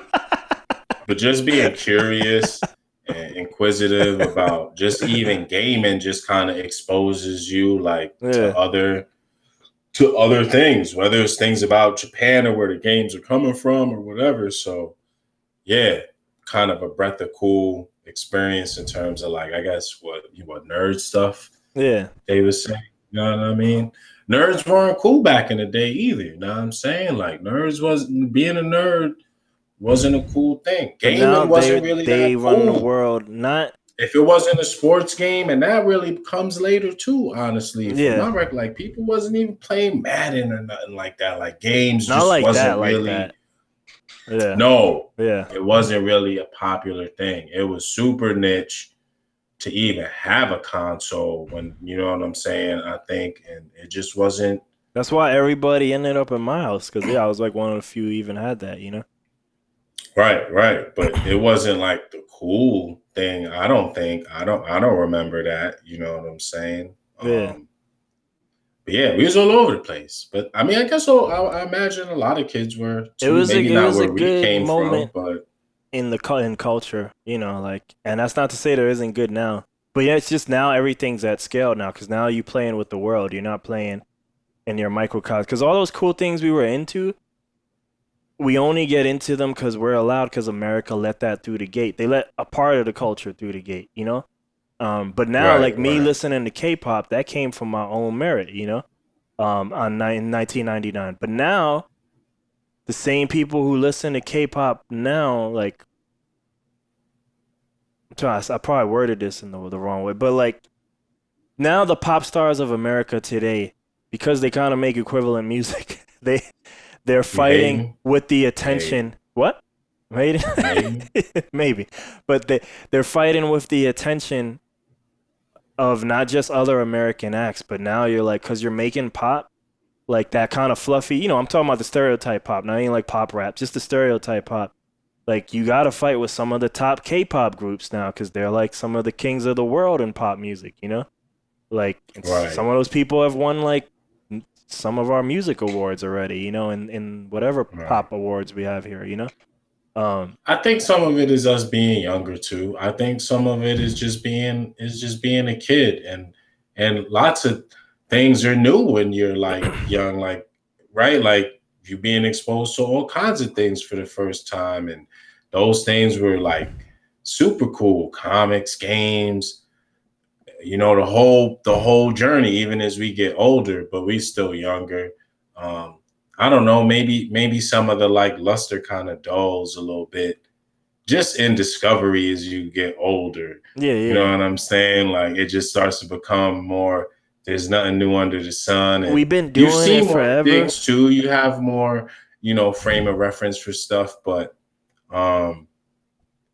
Also, not to though, be like negative or anything either, but there's almost like I don't know, like that kind of excitement for something new is maybe harder to find as you get older. You that know is what I'm true because we've saying? been exposed to more, especially with the exponential growth of technology. But I would say that's a big key of it too, the exponential growth of technology, because things that we're into, I can't say for, but I feel like me. Part of the reason why I'm not into certain things anymore is because now I have so much choice. Now I can literally go after maybe things I like versus like I think a good example of this is like probably I don't know about my brother anymore, but like at one point my brother and sister listened to Kevin Smith podcast. But I'm talking about the real one, not the one I be talking about now, which is about comics. Like his real OG one. Because at that point in time there wasn't many. So the idea is still fascinating.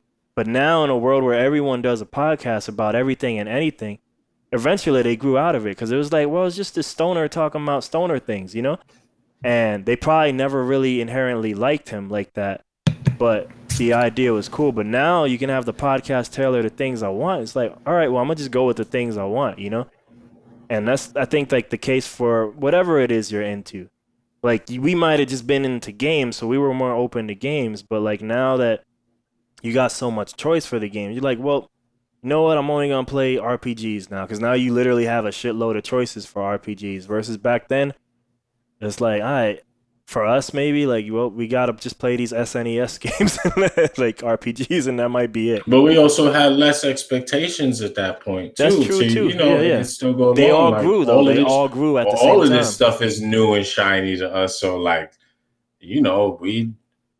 I've never seen this before. I wasn't even looking for this or You want a necessarily quick hate? I got expecting. less expectations of fighting games, but that's a This is after you've gotten old and have seen many of fighting games, and now you got your expectation of what that is. But back in the day, we just was probably good just playing a game that was new and interesting, or just something different. We played a lot of games I wouldn't play today. That's just ridiculous, but we were having fun, multiplayer games. You know what I'm saying? Like you don't rag on it, but I don't think you are like pro Smash Brothers or Mario Party or any kind of game like that. But I'm more back pro in the Smash, but day, at this point, definitely ragged on it back in the day. Mario Party still you trash don't though. play Smash Brothers. You ain't trying I to play own that Smash shit. Brothers 4, not anymore. I sold everything, but I did Oh own. I wow, didn't. you I get did. secret, you get shadow. That's how I know you I an showed up industry on plant. 4, You dog. I shadow showed up head. on 4 because I wanted to play all the Wow, fighters at that you an point. industry plant. You an industry plant. I Wow, tell you you what though, I shadow. didn't You understand had it. Shadow Smash Brothers. Trash. Number 4. Number You work for 4. the CIA. Wow, he was training over there secretly. I never knew this is the first I'm hearing of this. Dude, you knew I owned that Wow. shit. It's just not important No, I to keep. Yes, didn't. you did. I I ain't. forgot. I had a Wii I must U. have forgot. I had a Wii U, dog. Oh, okay. I do remember this now. Okay.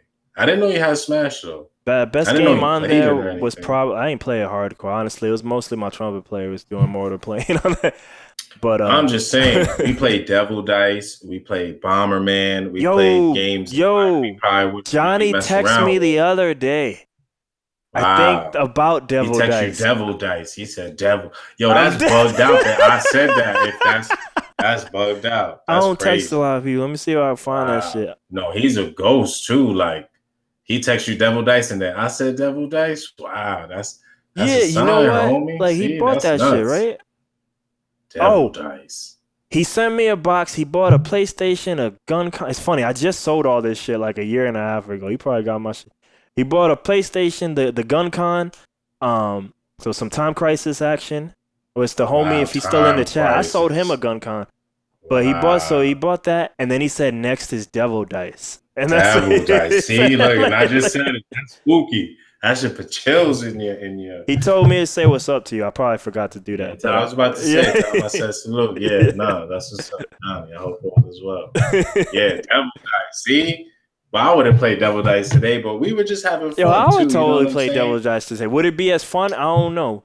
But games like that are different. No, because games like that are different. Place too. No. Games like that. Time, though. No, Devil Dice is still. I'm battling you. I don't know if I'm gonna play it on my own. And to be fair, it really wasn't playing, but it was a 5-player game. I like battling people. So that's why I could totally see us. All the games we played were competitive. I could see us playing Devil Dice just to, cause I'm gonna fuck you up in Devil Dice. That's what I'm just saying. We were.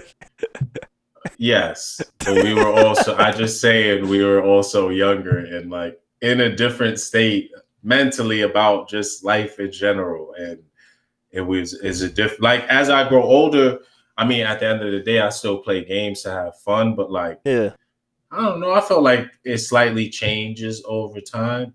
You know what I'm saying? In a sense, it almost becomes more serious. Yeah, you know what I'm saying? I almost like. Analyze it differently now is where I don't know. There's just something different. You know what I'm saying? It is something different as you get older. I was thinking today, like, this is not a fully thought out thought, but it just says as you said that I was like,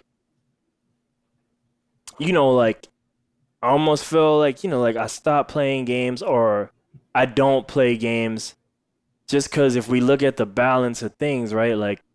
Especially when I was like younger, but stopping to play games, like I should probably make money or something, or do something like that. So it's almost like in my like priority system, like it's just not even important enough to play games. That's not to say I don't want to play them, but that's why I don't really play them. And I was like, man, that's some kind of fucked up structure thinking that I got for myself, Yeah. In regards, I'm also not super intrigued by the games that I see. For sure, but. Sometimes, you play something, it might be good. Or, you know what?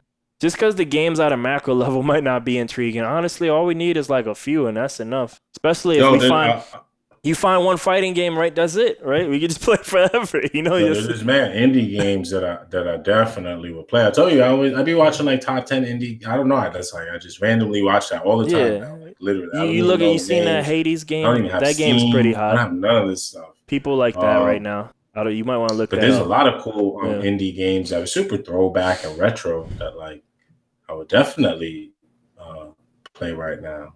But yeah. I don't know. Yeah.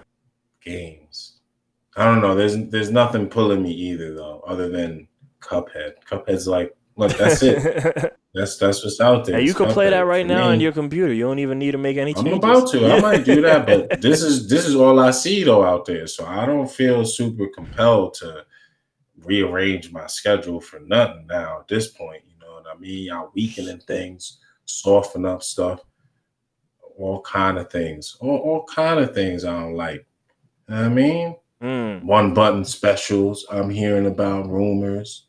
You know what I'm saying? What's going on? They exist already, but wait till that League of Legends fighting game, and it makes it a what is the word when we all a standard? Yes, wait till that game makes it a standard across all games. Okay, because it'll be too popular that everybody's gonna want to play ball. Instead of somebody. And then we'll forget Hadouken, and there'll be a prophecy of a hero. There'll always be someone on the side. The thing is, the prophecy. What's gonna be interesting is will a big company on the side, because that company used to be Guilty Gear. We fuck around with all the other games, but we keep Guilty Gear holy.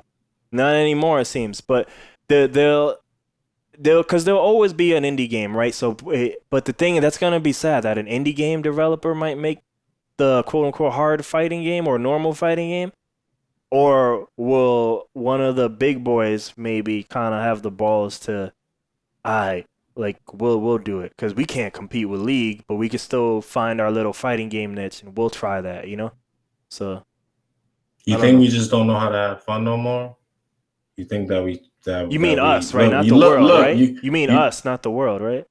No, yeah. I'm talking about me. You think we just look at us? This is what I meant about becoming more serious. Like we analyzing how to have fun. And the paradigm that it's in, as opposed to back then. Like it's serious just back then because I want to beat your ass. Well, that's why. Now it's like political. You know what I mean? You just got a party that you in. The politicalization.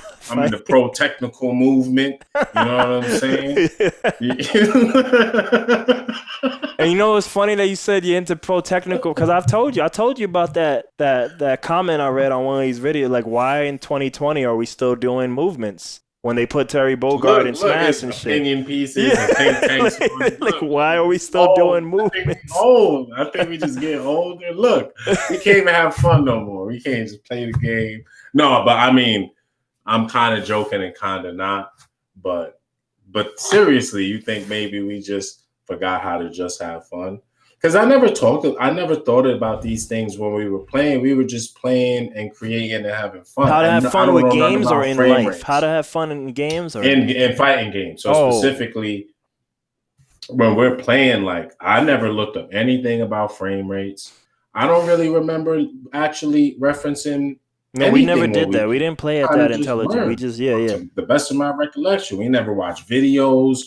We never looked up anything like that. They didn't exist in a lot of our time, to be fair. It wasn't until high school that I started seeing MV2's Marvel Capcom videos of like Justin Wong. And the books would maybe come with whatever move list it had. And sometimes it wasn't even all of the moves that you got in the instruction manual. Yeah. So we're just kind of playing it, you know what I'm saying? So I'm not thinking about how hard this shit is or how technical it is, or I don't really remember considering it. And the only reason I really wanted to understand stuff was to beat your cheating ass, you know what I'm saying? Because you definitely cheated a lot. So to be fair, I never considered it. I never considered it hard. And to be fair, and this is just a inability to read problem. I didn't let the hardness stop me. I loved Fei Long. I guess I didn't realize it at the time, but I was something about him. He was Bruce Lee, but I don't think I ever realized that till many years later. Because to me, unlike all the other Bruce Lee ripoffs, he don't fight like Bruce Lee. Like Bruce Lee never did a kick on fire. He just makes the sounds. Yeah, and I guess he has the punches and the look. The records technically is the most Bruce Lee, and I'm like Bruce Lee dope, but that shit is boring. So I don't think of that as being Bruce Lee, you know? Because even the shake at the end of the record, I'm like, oh, okay, I get it. But he does a flippy kick instead of like, look, even Liu Kang. Liu Kang does a straight up dragon kick. My man does a flippy kick. You know, like that's a wrestling move, dude. That's not Bruce Lee at all. Anyway, the fire kick, also not Bruce Lee. But that move, copyright, respect the brand. That move, I struggled so hard to do it. I would just crank the stick, even though I could do DP, and I didn't realize. Because back then they didn't use English. They just used these angles. And I was like, what the fuck is this? I just never could figure it out. But I didn't realize all it was just DP to your back. You know, but you know what? Right. I would still play Fei Long sometimes because he was dope. He just he just had this vibe to him, you know? Where sometimes some of these new characters be missing that vibe, but that's more hate. Think of this. Think of this. Back then, or real quick, because this was even difficult. I couldn't do Geese Raising Storm all the time because I was about to get to or Deadly Rave. I could do that now, but any SNK game, yeah. You know, like the reason I was gonna mention that is because again, like we're just figuring these things out. There's no videos, there's no stuff. You find this stuff out. Yeah. We might have even seen videos and internet stuff at some point in time, but like these things are hard to pull off. And again, in the spirit of fun and fighting each other, it's cool to do the ill shit on your friend, shit on them afterwards. Like, I caught you a raging demon, yo, you suck. You know what I'm saying? I'm the king of the world right now. At least that's how I like to ride. Nah, I mean, I don't know. Some people are sportsmanly. Yo, whatever's your jig. It's still ill to beat somebody's ass with raging demon. And because it was difficult to pull off, because the way games were more maybe difficult, you say, or whatever, the mechanics, it gives you that much more value. Like you value what happened? I lost the last like 10 seconds. Like you kind of froze for 10 seconds. To see the cool stuff, you had to do hard stuff. I don't think we really necessarily cared to do hard stuff, to be honest with you. If I could have done if Raging Demon was too high, I mean, what's his thing? It's not the Raisin Storm. Whatever his other special is, that's the combo Deadly Rave? beast. Yeah, Deadly Rave. The Deadly Rave? Yeah. If that was 2 Hadoukens and I could have got that off with you best believe I would have took that and the Deadly Rave show. I would have been cool though. You know what I'm saying? And it would have still looked cool. I don't think we would have scrutinized it back then because like, oh, it was easy. It was only 2 Hadoukens versus what it was. But because what it was, I was just saying, I don't know if we were necessarily looking to do hard stuff or if we were just looking to do cool things to each other and they happened to be hard. Yeah, yeah. And so we're conditioned to place a value on that because in order to do cool things, you had to be able to do hard stuff back then. But to be devil's advocate for the current generation, if the goal is kind of to just do the cool stuff, like, are we mad at them that they don't have to do 1,000 motions now to see the spectacular thing? I get it. That rubs real hard against me and you. Like, I'm not trying to hear that. But at the same time, like, the argument is to make it fun for everybody. What's fun about playing the fight and doing the okay, cool so shit? the argument, and this is coming from the developer. The thing is, you're saying it in that whole sentence. Do cool shit, and I think they've focused so much on making it simpler that there is no cool shit, and not that simple makes cool shit. They forget to put the cool shit. Obviously, the easy target is Street Fighter V, but there's other games. So yeah, they're forgetting to put the cool shit factor. Because if it's cool enough, we'll do it. And the reverse concept has improved too. If you make it simple, where are these everybody is going to want to play? Outside of people, for some reason, blowing up over the release of Street Fighter V that first half a year, these people haven't come, and they were all fake, right? They came and went. So none of these people have come because your game got simpler. And I always point out the people who stuck to their guns, Smash Brothers and the other one, Tekken, they're the only communities who have actually grown.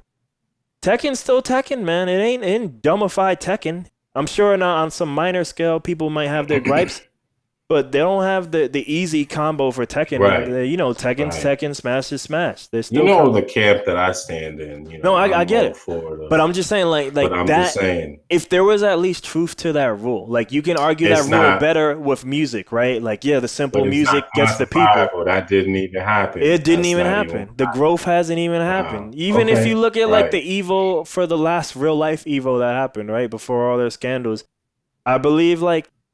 Dude, the number in terms of people who would come as spectator because it was it's an event now, like a convention now, where you can meet people who draw art and shit now. Like it was starting to become this other thing even almost. So it's like the growth for the game part is not happening even if you're dumbing it down. So it's like, and when it happens, so where do you think? I just want to say this real quick. They got that when I don't know, because I think. The just that idea, right? Simple is better, so the math, that is a general term, but it just hasn't happened for fighting games. That might be a fighting game problem. Maybe just fighting games aren't that thing, I'm sorry. That just might be like that a misassumption. Yeah. It's like a wrong assumption that that's actually, that might not apply to just fighting games. It's like just not simple that is thing. better and everyone will like it more. There's probably going to be a thing. Even if the League of Legends fighting game fails, right? It'll probably still be, and by fail, I mean that it's not like something huge, right? Because I don't really hear talk about the other, because I told you, they got like a League of Legends for, all these other, like Valorant is their FPS entry, and They got a card game. Right. So like I don't know how good or bad those things are, but like even if they haven't beat their respective competition of Hearthstone or Overwatch, they're probably right there.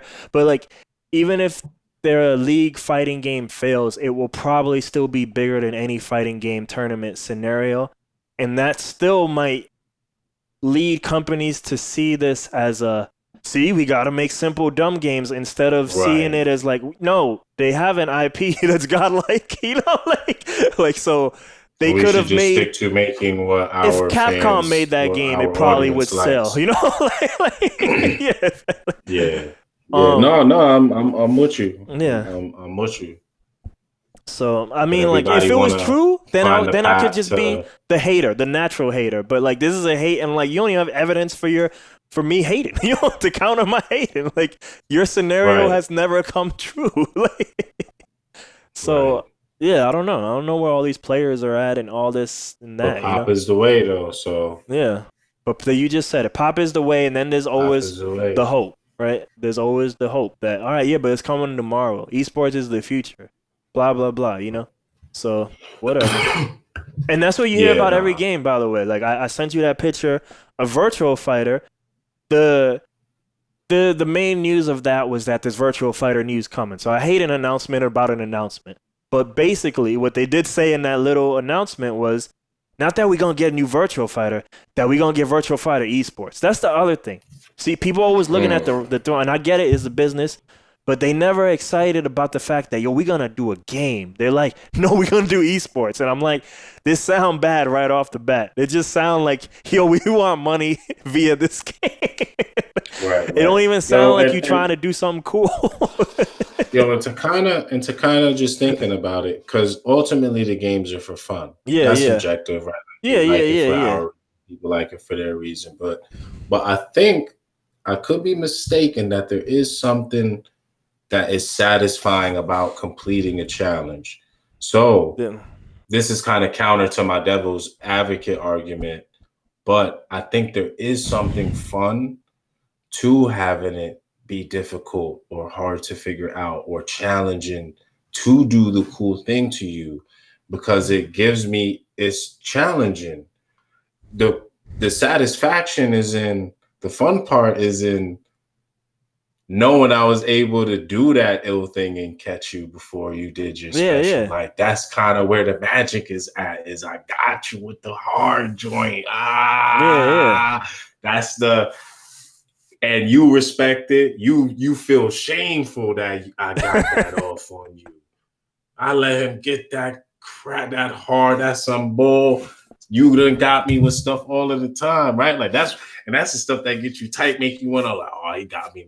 I can't let him he can't get that off, that bullshit combo. I know it was hard though, but some bullshit juggle me like that kind of fake shit is this. But that's the fun part of it. So I think if it's not challenging in any way, even if you see something cool on the screen, but it's not challenging to do, like is it like quantifiably less satisfying? Like to I don't know. Brain, like do less and do, you know what I'm saying? Because there is something to accomplishing something, to overcoming a challenge, and in the context of this game, like maybe even more so. So that's why I'm bored with it, because I don't.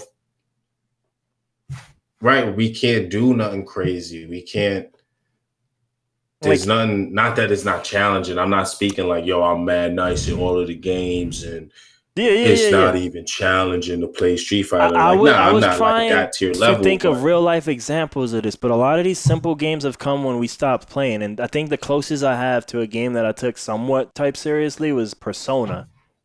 Persona was one of the games that kind of start this kind of trend of there's no DPs, so like, they're from the Guilty Gearist company, one of those things. And there's no DP in there. What they have is 2 buttons. You hit 2 buttons, and that's almost everybody's DP like maneuver. All the things are down to forward in that game, or down, I believe. So, like, from what I remember. Wow. Okay. Yeah. So it's like Hadouken or down, I believe, some shit like that. Just it's usually variations on Hadouken, pretty much, because they figure a lot of people can do that, and then the 2-button DP. There's a few 2-button variations in that. So I think one of the moments, man, I came real close to beating at the time, like one of the top players in like at that point. It's just the era of Street Fighter 4, and we had like 4 Street Fighter 4 gods, and I'm playing him in this game, and he beat me 2-1. But man, in that one, I fucked him up hard, and I was playing this grappler ass motherfucker, like. Wow. And I was mad happy, and I almost beat him in the second thing, but I would always get nervous in these situations, so my nerves probably gave him the win. Yeah, the pressure was on. Yeah. Tournament's tough. Got you. Tournament's tough, like because I just didn't do it enough, But yeah, no, I feel you. The pressure, I feel. But yo, like and we talked that, but. That was probably my most enjoyable moment with that game because I'm fighting like this boss ass dude who knows how to play not just this game but all fighting games. Right. So he's legit. So the challenge of if you still in there, John, this was Jason by the way. But the challenge of fighting these of overcoming the thing. So yeah, there's nothing like hard in the game, like I guess per se, but. Like it was still the challenge, and this is also the beginning of that. So this was the beginning. Might have been the first game with the square auto combos, like with the 1-button auto combo. So like, this is still the beginning of that. It didn't keep evolving because it keeps evolving into more and more like easierness. Like, but yeah, Dragon Ball has it for 3 buttons, 3-button auto. I think. But yeah, no. I mean, so there's still a way to have it, like be fun, but it just seems like they just keep poking away and taking more and more, and it's like, dude, one is enough, like I don't know. Like if you look at Marvel, right? Even Marvel 3, which had this thing, but Marvel 3 is still dope, even if it is craziness going on with X Factor and all this shit. But Marvel 3. If you want to move like a madman, you got to get your buttons right. Like, if you want to be able to zip past the screen and shit, the wave dancing. And it's like, and look what we patched out of, like, Melee, right? They patched out movement. But it seems to be like, in a lot of these games, right? Like, if we keep dumbing them down, it's like, you just better be, like, an expert at moving and then hit the button at the right time, like, and figure it out, like that might be it. Like I don't know. That might be the difficult thing. Like how well can you move, right? Because other than that, you just got to make the read. Like in the old days, we didn't really do this, and it took me a long time to understand this. But like buffering, like they would be, you constantly doing the Hadouken, but maybe you hit kick, so no Hadouken keeps happening, right? Because you're just trying to be ready for the reaction. But now at this point, you don't even be gonna do it. You're just gonna be move, and I'm like, I'm ready. Just say whenever it's like, you playing Galaga again. You playing Galaga again, literally. Kind of change, right? Like you're not even. And I like the physics being wild. Yeah. I like the physics being crazy and free. You know what I'm saying? Like more just kind of free or challenging. But I don't know. Damn, somehow we got into fighting game land. Like honestly, I did have something to say about another because you said Marvel. I had a DC movie, but I'll say that next because going on this time, games, right? PS5 came out, but even that, I saw to kind of tether it more to this thing that we're talking about. I guess this is more simplification of thing we talking about, but like. Something got announced this week called, or something got announced a while ago, actually. I just heard of it. It's called Neoverb, I think, right? It's a reverb by Isotope. They make dope-ass plugins. It's a really dope-ass company, like, for music plugins. But it made something called Neoverb. I should ask Duke if he has that, actually. And this has been the theme with all their product line, actually, for a while now. And it took me a while to realize this, but all their product has this. It's called a Smart Assistant. But basically, it's an AI. And I'm like... You know what? Like, that has been the new thing in plugins the last couple of years. AI plugins, in which the computer does a lot of shit, and then you kind of just manipulate it to a T. And I'm like, so here's another example. Soothe. The AI is doing the EQing, and you just kind of like telling it how harsh you want it to be, this EQ, or where to focus on, you know? So you're kind of guiding the AI. It's like, right? It's like Right. a fighter with a dog, like, or what's her name? Nakumaru with the hawk. Like, go do that, you know?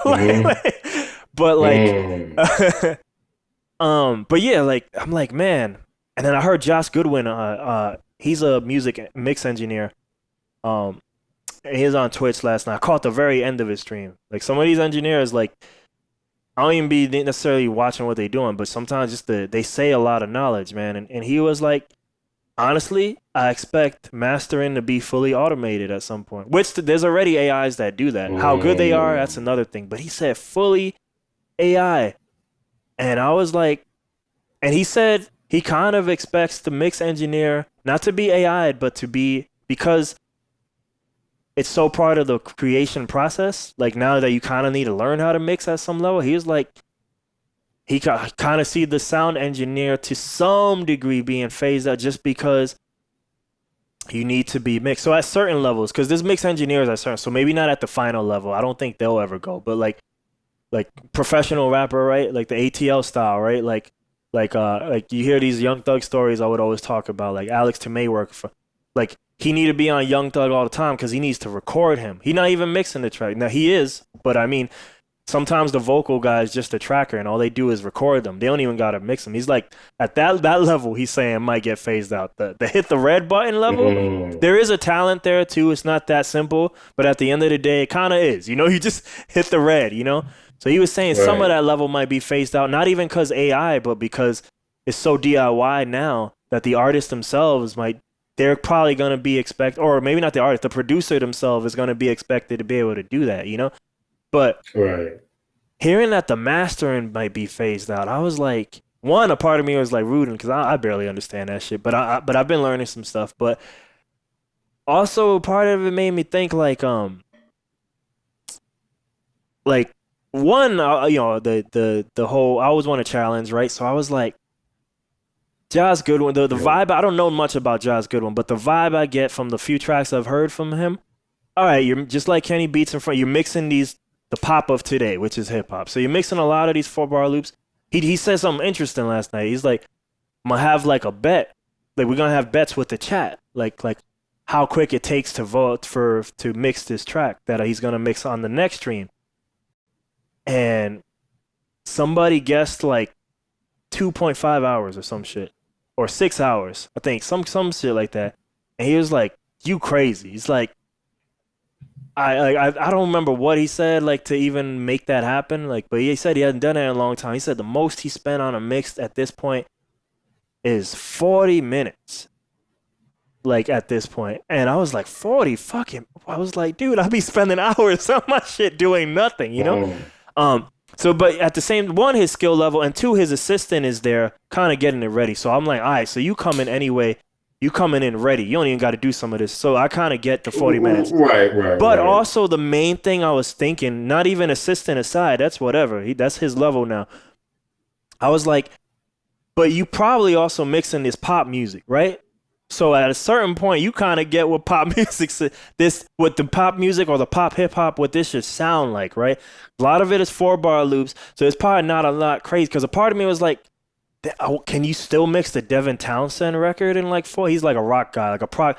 Can that also be done in 40 minutes? Because some of those things, like with 100+ tracks, like maybe it could. I don't know. I'm not at his level yet, right? But I'm like, that's probably because you kind of focus on this style of music, right? Like, and I'm like, same thing with the AI. Like, would the AI mastering maybe be like, all right, for maybe a grand spectrum of this popular kind of 4/4 hip hop music or pop music, which is all kind of derivatives of itself, maybe you can lump some bust number, but maybe some of the more complex ones, since they aren't the norm, like, I don't know. It was just interesting. It just had me thinking, like, where things are going, and as a macro culture and do we have AI music and artists? Well, we do already. I know. I mean, yeah, absolutely. Like, does it become, you know, but like artists? It does seem like, and usually, so this is me talking now as a producer, like, so like when you hear like these AI EQs, on the one hand, like me, because I like the creative part more than the mixing part, I guess I should be cheering. Less thought for me because I can just focus on making cool shit. So, but sometimes it's like you see the AI doing stuff, and it's like, man, like, yo, when does it stop? Like, am I thinking wrong? But it's like, what am I here for? You know, like at some points, you know, like I guess I'm just here to play these chords, right? Like I really should just go back to being a badass instrument guy, you know, or something. But at the same time, it's I know it's not a bad thing, but I guess just as a human, it's bad. But ultimately, it's just an extension of what yeah. people have inputted into it. It's just doing what people could do fast. I don't know if it starts doing original things and being creative. Well, that part I That's a do whole expect different because we level. have that already as prototype, and I can totally see AI whatever like pop, even AI artists popping out, like because you can target rhythms, you can target, you know, use the popular formulas, and you can target like, okay, I want this pop fan base, and you can probably just keep turning out AI hits until one of them, you know, bust, you know. Yo, like a quantum computer, like yo, I Yeah. can make every possible combination of beat and mix for this song in 5.2 seconds Yeah. with So these sounds, AI some artists are type of coming. crazy. They're here already. They're just not popular. The closest might be like when you see something like the gorillas and their cartoons, right? Um, or Japan has that too with the vocalists. But those are still people just playing maybe anime characters. But I think the AI thing, being a mainstream famous AI being popular, totally. Especially if we're in the mode right now where we consume beats, like these 4-bar loops. I mean, people make this shit. Not so much me, but people make these beats in 10 minutes or less. You think the AI can't do that shit? Like this simple shit. Nah, it'll definitely will definitely make things easier for ourselves, I guess is one way to look at it in terms of doing certain stuff and computing power and things. This is the bootleg version But of the even Tony as this Stark title, it's voice. still Yeah. artificial. Like Skynet is when that shit is like, yo, we don't need nobody no more. You know what I mean? Like we the rappers and the artists now and the label. Skynet. You know what I mean? Don't need y'all. But you know, humans made AI at the end of the day. So I don't know how far our creativity goes or when we become obsolete and computers could still do all of the things that we could do, you know, Skynet level. And, you know, they still, you know, they couldn't even, you know what I mean? They was still struggling in the fantasy world to take out people. You know what I It's mean? just tough, dude. It's tough. The Trying roaches. multiple failures. You know what I'm saying? That's the art of intelligent Skynet. You know what I And they mean? have Can't time be that traveling on their smart. side, so they know the past, and they All still kind of fucking up, and they shenanigans still they tried. Still fucking with Sarah Connor. You know what I mean? I don't know about the prospects for AI as far as the movies go. It's kind of ill. It still be kind of fucking up and shit. You know what I mean? Yeah. And I suppose it would. Because it comes from us, you know what I mean? So I'm sure that shit gonna be a little off. Like, right? What? Look at the shit the AI want to do. People shit. People shit. People shit. Get rid of y'all. We don't like what y'all. That's the same thing we've been doing ourselves, Skynet. Wow, you've learned.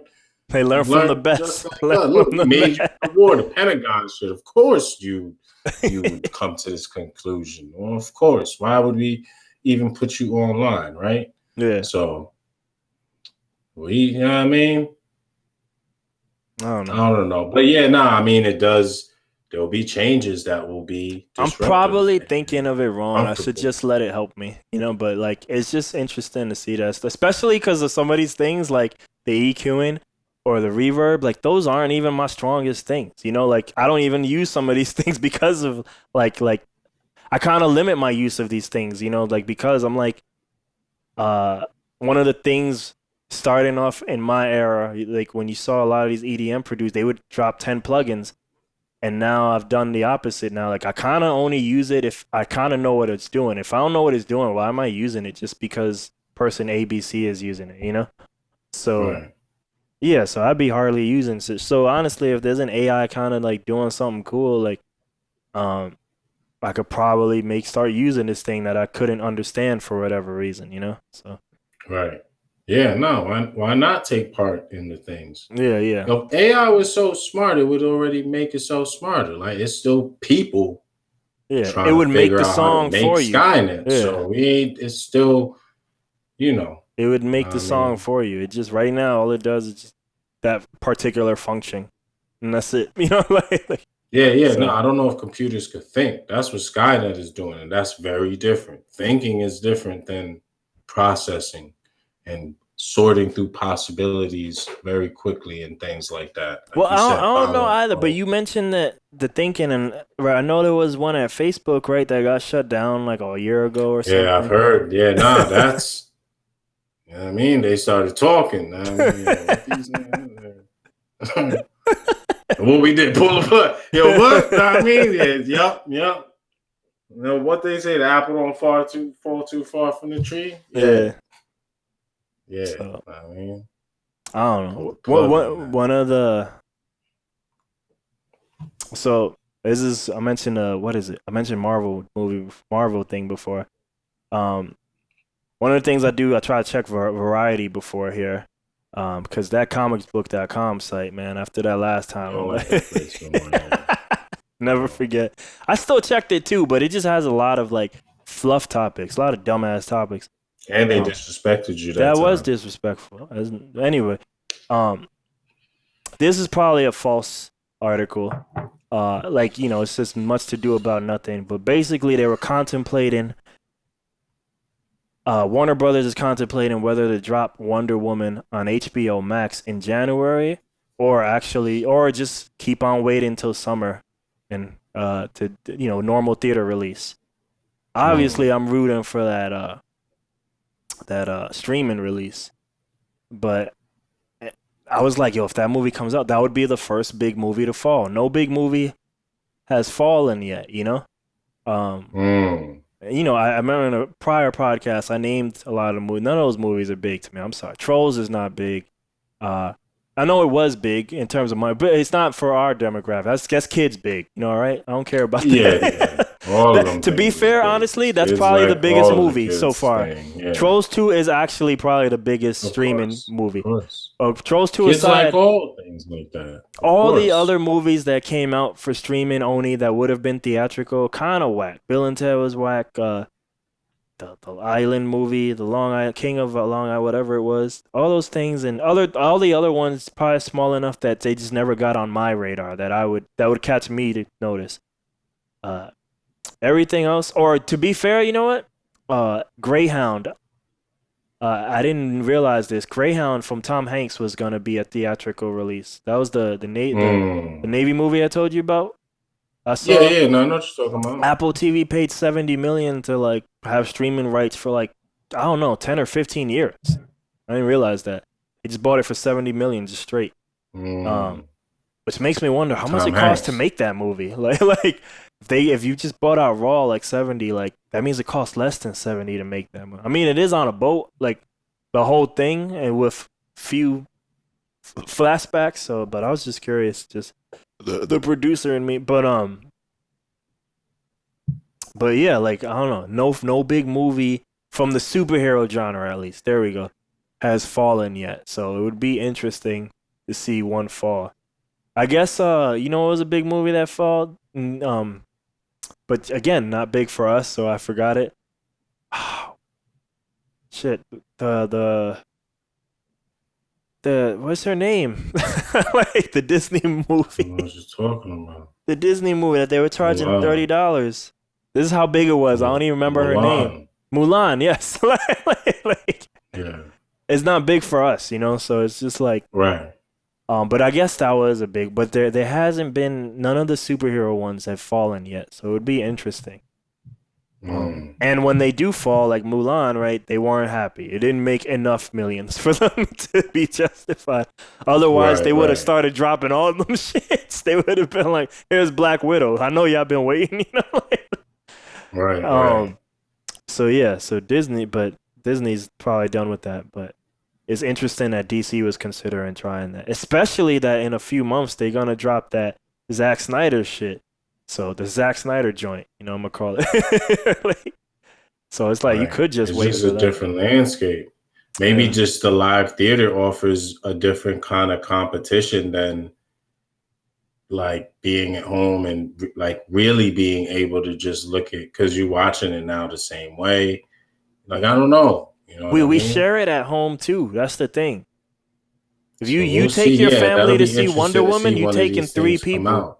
You take your family to see Wonder Woman at home. You paying the same price. We can all come. Right. We can all come. Right. I'll be like, yo, I'm driving up, you know, and I'm gonna see it for the same price, you know. Yeah, everybody has to buy a ticket. Yeah. You're probably gonna buy food and concessions there. Not that you know, I don't know how things. If it's on down, a login, you just like, you know what? Don't even come in. Here's my password. You go see it. You know. Right. So it's a different thing. So yeah, it will be interesting to see when they come out what happens with one, how good it does. Yeah. So I hope it. That being said, I hope it comes out. I just want some shit, some cool shit to see. It's been a while. Mm-hmm. The other thing I read in Variety, and I guess Variety is business of entertainment, so I guess it makes sense it's there. But I guess TikTok was supposed to be shut down, but didn't get shut down because the court said no or something. I don't know. I was hoping you might know more about this, just because sometimes. No, I don't follow the TikTok. No. I thought that was over with because I thought. Is that new? I thought they said that already. I thought somebody bought TikTok already. But no, I was surprised to see that in their articles. Like I was like, we still doing that? Like. Yeah, people still been TikToking though, so I don't know. No, not that we're still using it, but just that we're still talking about it being banned. You know. See? Yeah, no, I don't know. I just Googled. Now I'm just going to random place. TikTok US ban has been delayed another 2 weeks. So why are we still? Didn't someone buy it? I thought someone bought it already, or maybe I'm tripping. TikTok. I don't know if anybody bought it. Nah, I don't know. I don't know if I ever heard confirmed. TikTok granted 2 more weeks to reach a deal for U.S. business. Oh, it needs to reach a deal. I totally thought it did already. I know Microsoft offered. I think Oracle had been mentioned in some of the companies, but then it just wasn't in the news anymore, or at least I wasn't really following it or seeing it as much. The Commerce Department delayed it. So yeah, I was surprised because I thought we were done with that, but I guess we ain't done with that. So that's still a thing. Honestly, it would be not that it's gonna shake the world or nothing, but that's just we're not used to seeing that shit in America, you know? That's more like a China thing. Like Facebook, nope, not allowed. Google, nope, not allowed. So it would be.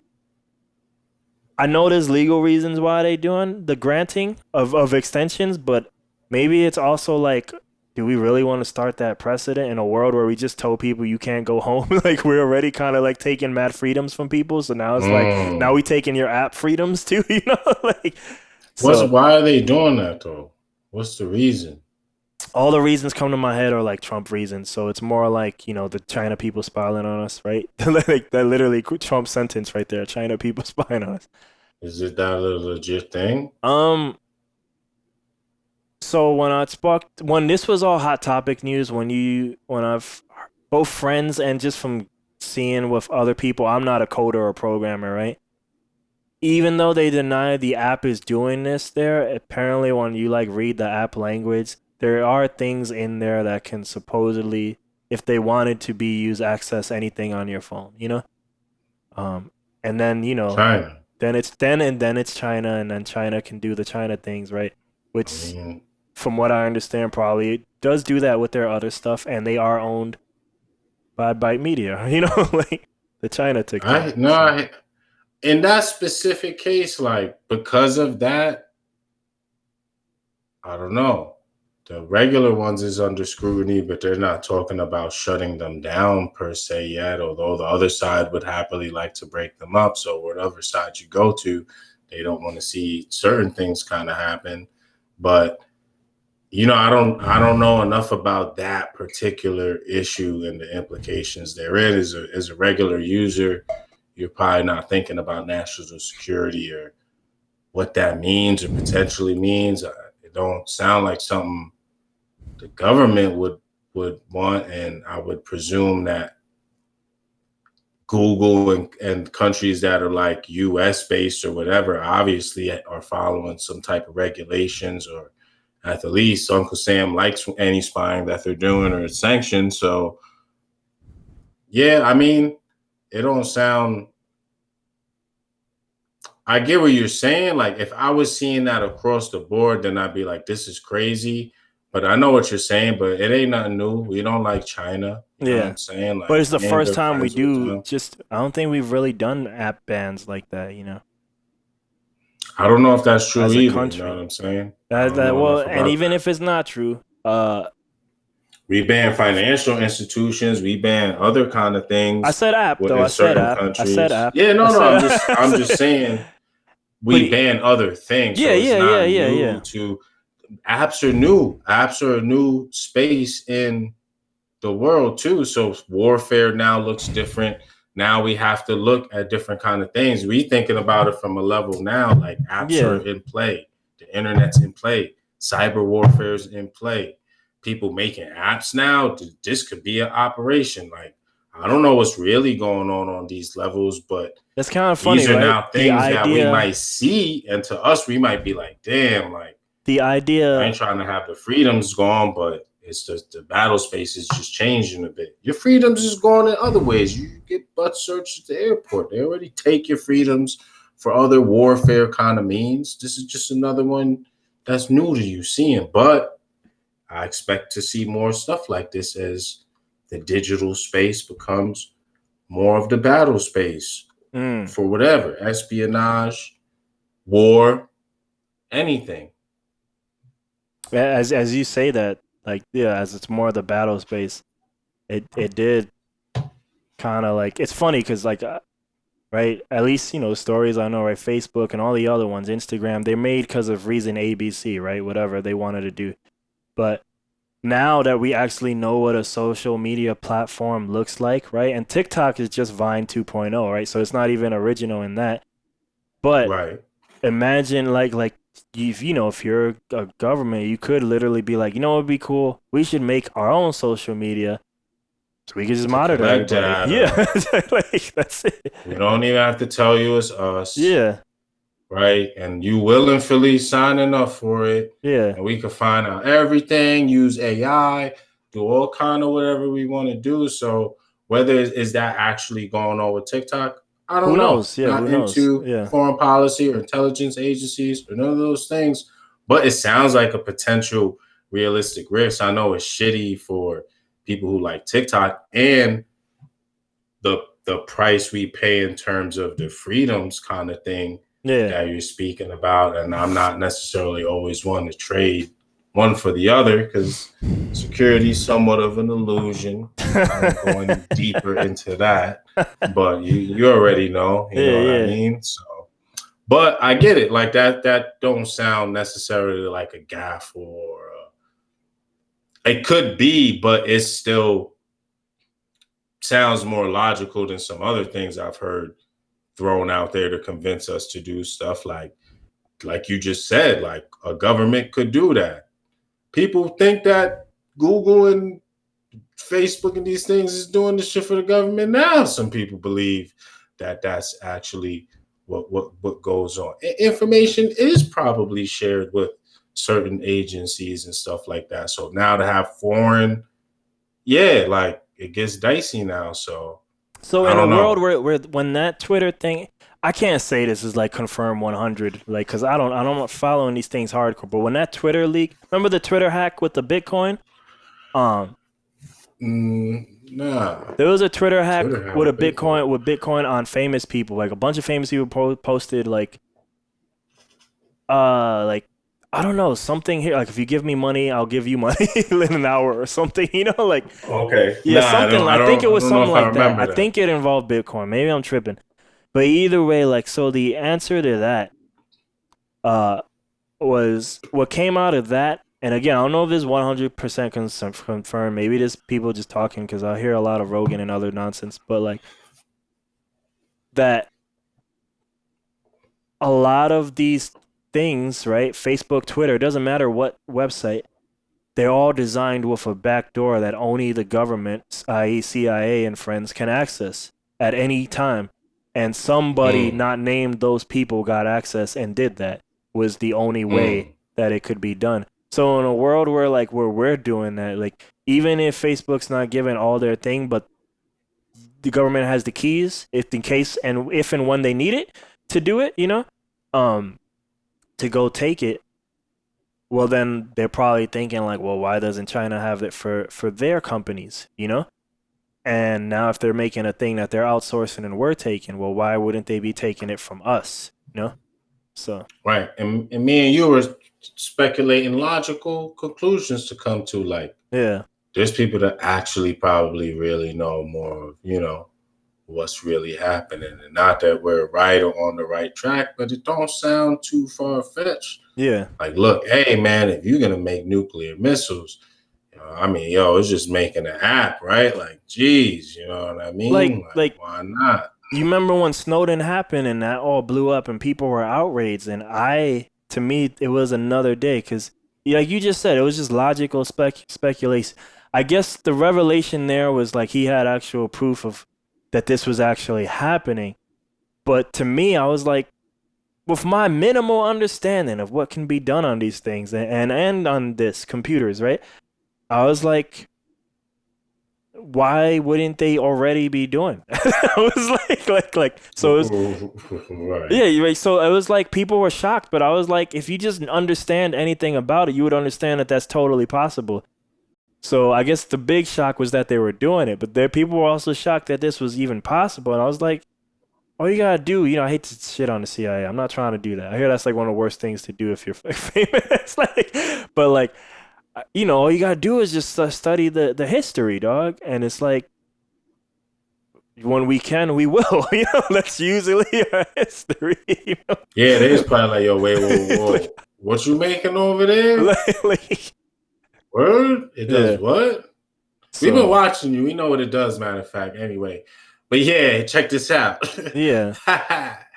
Them keys. You're going to hand them over here, right? You know what I mean? Let you do your thing. But of course they'd be interested in it. Of course. Yeah. New technologies, these entities and agencies are going to be interested and are behind some of them, or obviously going to look to, of course.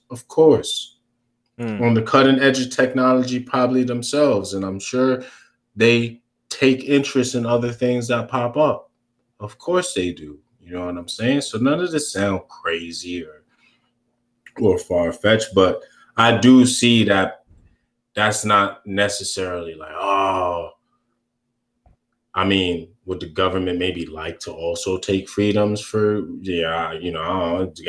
if they do that, maybe they'll take the opportunity to do that whenever they can. But it sounds like a real, a reasonable concern for a country to have in the current space that we live in with technology and everything. Like, yeah, you got to be able to watch out for that stuff. So I can't, I don't know. I don't like TikTok anyway. You know what I mean? You don't like social media anyway. I don't like TikTok dancing and all of that. Nah, I don't dance. You see me dance? Nah, you ain't never seen me dance. I don't TikTok. My wife asked me to do TikTok, though. That's funny, too. She's on TikTok? She's on TikTok. Nah, I don't know TikTok. Facebook. She's on it? Like, she actually using it and doing the dance? I don't know. I didn't even get into it. Yeah, I don't know. I don't want to hear your login, all right? Whatever your name is. I don't do it, all right? I don't do IG either. Yeah, I know. I don't do it. So, yo, I'm going to China, though. They got that cheap product that I could sell on American Amazon. I like the global community. There you go. I want us all to work together. Internet is Look, king. man, we all work together. We could all bubble up together. Internet is everybody. King. That's the important thing to remember, that we can all bubble up together. All do it together, baby. Because I feel like that message is oftentimes withheld, People want to be bugging out. Yeah, it's easier to just, I don't know. But we call chill. Everybody could be chilling. It don't gotta be like I'm reading fear. Because what's funny? Like, because people always talk about, right? Like, if you go back to America, right, the divisiveness, right, of like, they trying to have us tear ourselves down and all that, right? I'm reading 0 to 1. I told you, and I gave a summary of it so far to somebody, and I had to maybe do a deeper explanation, but I was like, so far it seems to be a book that's yeah, it's trying to, guide you to do a startup, but it's like it's very in favor of Monopoly. It's like a pro Monopoly book. But it's not in Monopoly in the normal sense, right? It's not like go out there. It's not Conan the Barbarian, crush your competitors or whatever he said, like Tail, yeah, Hydra, octopus, yeah. everything up. It's not that. Okay. It's more one, you be so unique that you're like 10 times like that uniqueness is like a 10 times multiplier automatically, right? So you're a monopoly by default because you're one of one, 0 to 1, right? But then there was also the idea competition is bad, not because again like kill everybody, but because if me and you are fighting, now we not even doing our goal, right? Now, like if the goal was to do, I don't know, cross the street, but now I'm like out here like, oh, Phil's crossing the street. I want to beat him. I gotta beat. How's he crossing the street? Instead of just going damn cross the street, dude. Why are you like focusing on what Phil's doing? So it's more like a distraction. And I think one of the company examples, because it's about companies, they use was Microsoft versus Google, right? And they start like doing each other's products. Right. I use Google Chrome, right? Granted, they haven't had the pop culture thing, but they've had the default Explorer, right? Internet Explorer for a long time, right? But Chrome, they pop up off of this search engine, but now they're like, yo, we're gonna make Chrome, right? Or Google makes their fake Facebook. I forgot what they called it. It's now defunct, but they had a Facebook. I don't know if you ever knew about that or not. Meetups or something like that. No, not Meetup. But yeah, I remember it. But they had that. I can't think of what it was. Google Plus was actually a thing, I think. That might have been it. That might have been it. Google Plus, yeah. Yeah. But Microsoft does Bing and other like type of, wannabe scenarios of all these other things. Microsoft had Groove, which was their kind of like Spotify type thing, and music service and so like, and then during that time, Apple does the iPod and like they kind of skyrocket past everybody. Motivation is money and market share. So now you over here trying to copy so and so instead of working on whatever. And to like, we can still be competitive, but that don't mean we can't. And I know the tech company they do work a lot with each other. A lot of things that they have are open source. I know the tech community is kind of like for that in general, like, you know what I mean? Like maybe at a cultural level, which makes sense. Science and technology share information to discover more faster, right? But, the monies and like, it don't have to be competition to the point where we're like stifling each other and halting progression further. It's good if I'm trying to do whatever it is better or discover more in the competition in that sense to like, be inspired to do more or achieve more than what the other person is doing, beat the record, but not in the sense for money or market share, you know what I'm saying? In the sense for innovation, like, damn, if they were creating that. But yeah, that makes sense. That's an interesting take on competition. Working together, many hands make light work, though, right? So, I don't know. I don't even remember why I got there, but basically the point of the competition is a distraction. And I don't remember why we got here, but yeah, it was probably to highlight like a lot of this like fighting ourselves shit is distraction from what? I don't know, but I mean but I don't remember what you're talking about before. But I'm gonna do some TikTok and all of that stuff. Yeah, there was probably a reason, but I really don't remember. But I'm gonna do some quick hits and then we can wrap this up. Yeah, I think PS5 came out today. Right, that would have been such a big deal for younger us, right? Like now it's like whatever. Yeah, I didn't even know it came out. Plus, in a computer world, like I've told you before, like what they really have. There's only like 1 or 2 games that I think they might have a Dead Souls thing, and that's a big thing for that group of people who like that. They have the new Spider-Man, but I hear it's also on PS4. So, in that case, it's probably something you don't need to own on day one. Not you, but I just mean in general, But yeah, PS5 came out. there's a trailer for the Fresh Prince reunion on HBO Max. It looks like it's just them talking about the good times, like not really a show, like an episode, but that's still kind of cool. Okay. I thought episode when you said that. That's what I thought of. No, it seems to just be there. From that trailer, it just looks like, almost like like they're just talking about it. That's it. This was on Variety. I guess they had a fan vote, which I didn't know why I would do this or something, but like Jeopardy had a fan vote and they want LeVar Burton to take over for Alex Trebek. He passed away, right? Yeah. So Alex Trebek passed away, so they were saying like I guess the fans were saying LeVar Burton would be good. Do you know who that is or not? No. He's the Reading Rainbow guy. He's the Star Trek guy with the goggles. Oh, LeVar. Oh, okay. LeVar. Yeah. No, I believe that's who he is. I read some clickbaity shit. I think this was on comicbook.com because, clickbait bullshit ass article. Because the clickbait said like, John, I don't remember his name, John Bernthal, the guy who played Punisher, still believes there might be a season 3. And then you read those quotes and he's like, I'm ready for Punisher whenever. He's like, I know Disney's happening and that's the end of that and blah. Basically, he's still down to play Punisher if they still want him.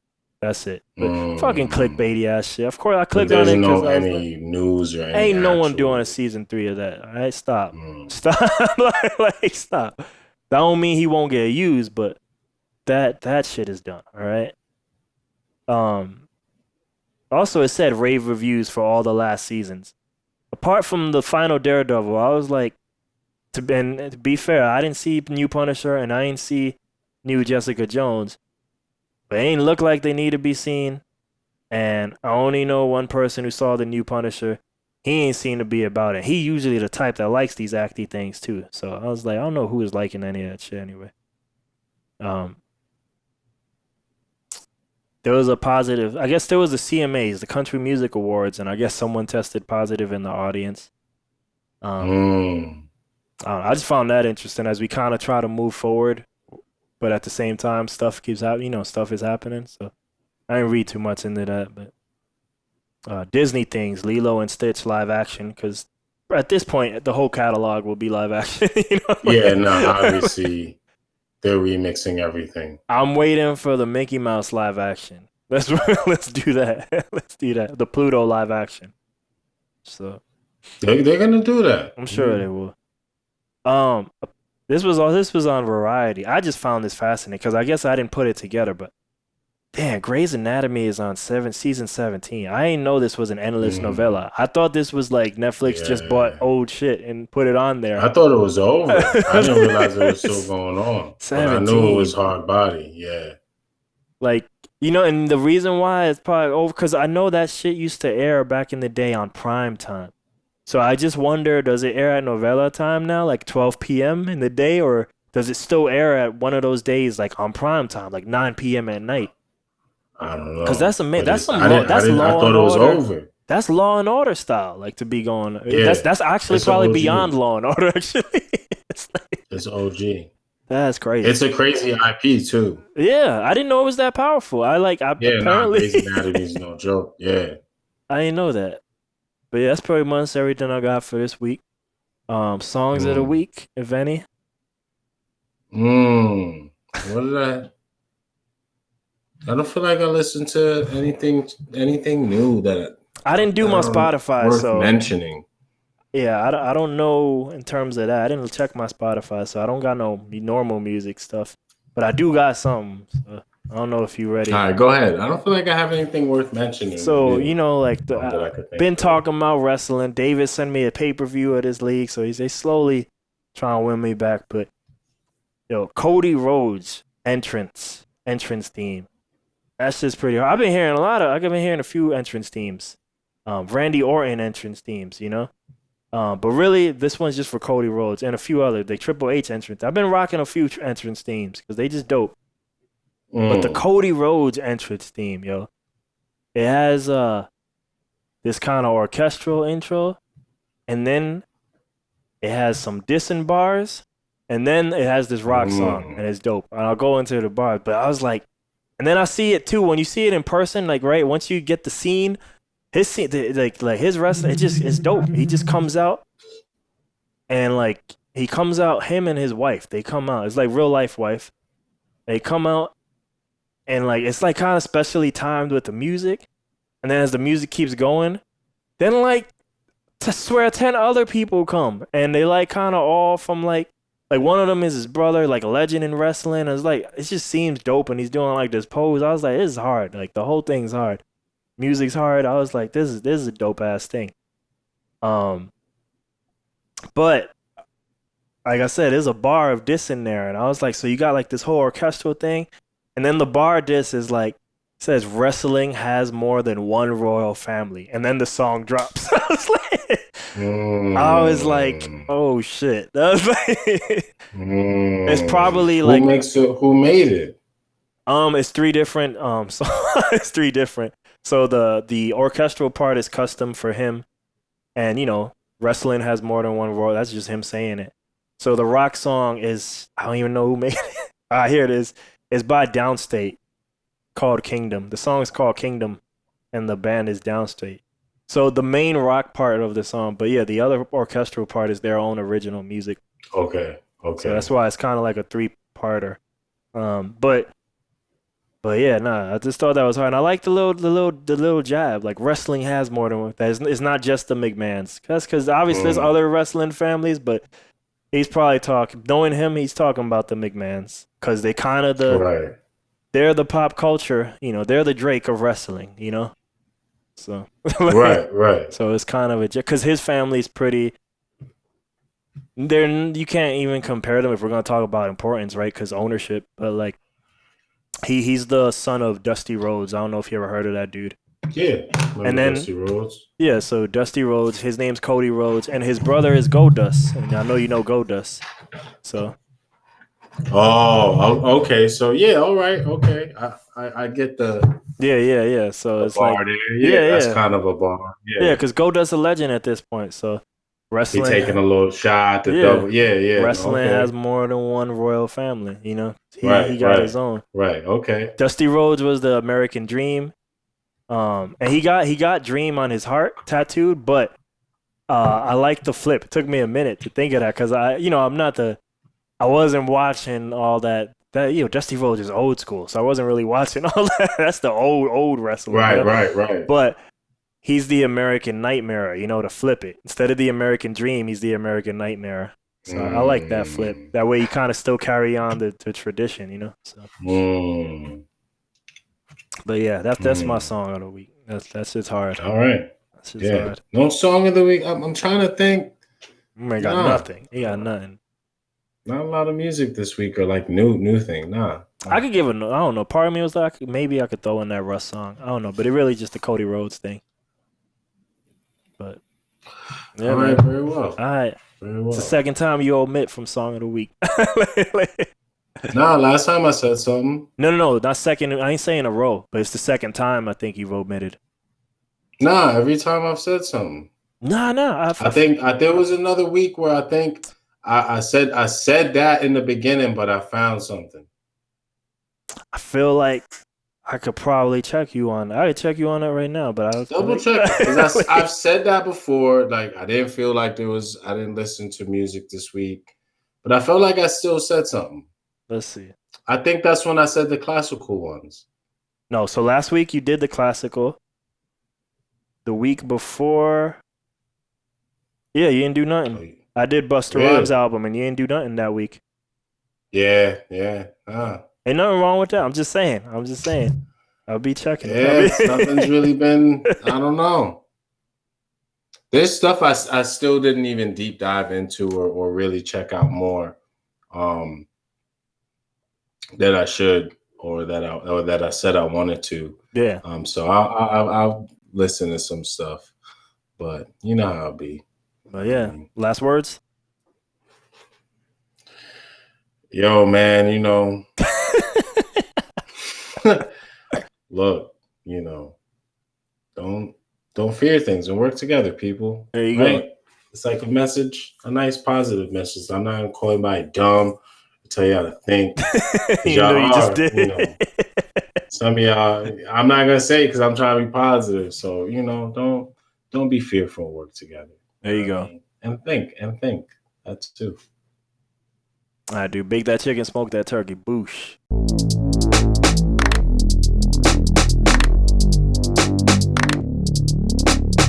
I've been trying to keep. I've been trying to keep. I've been trying.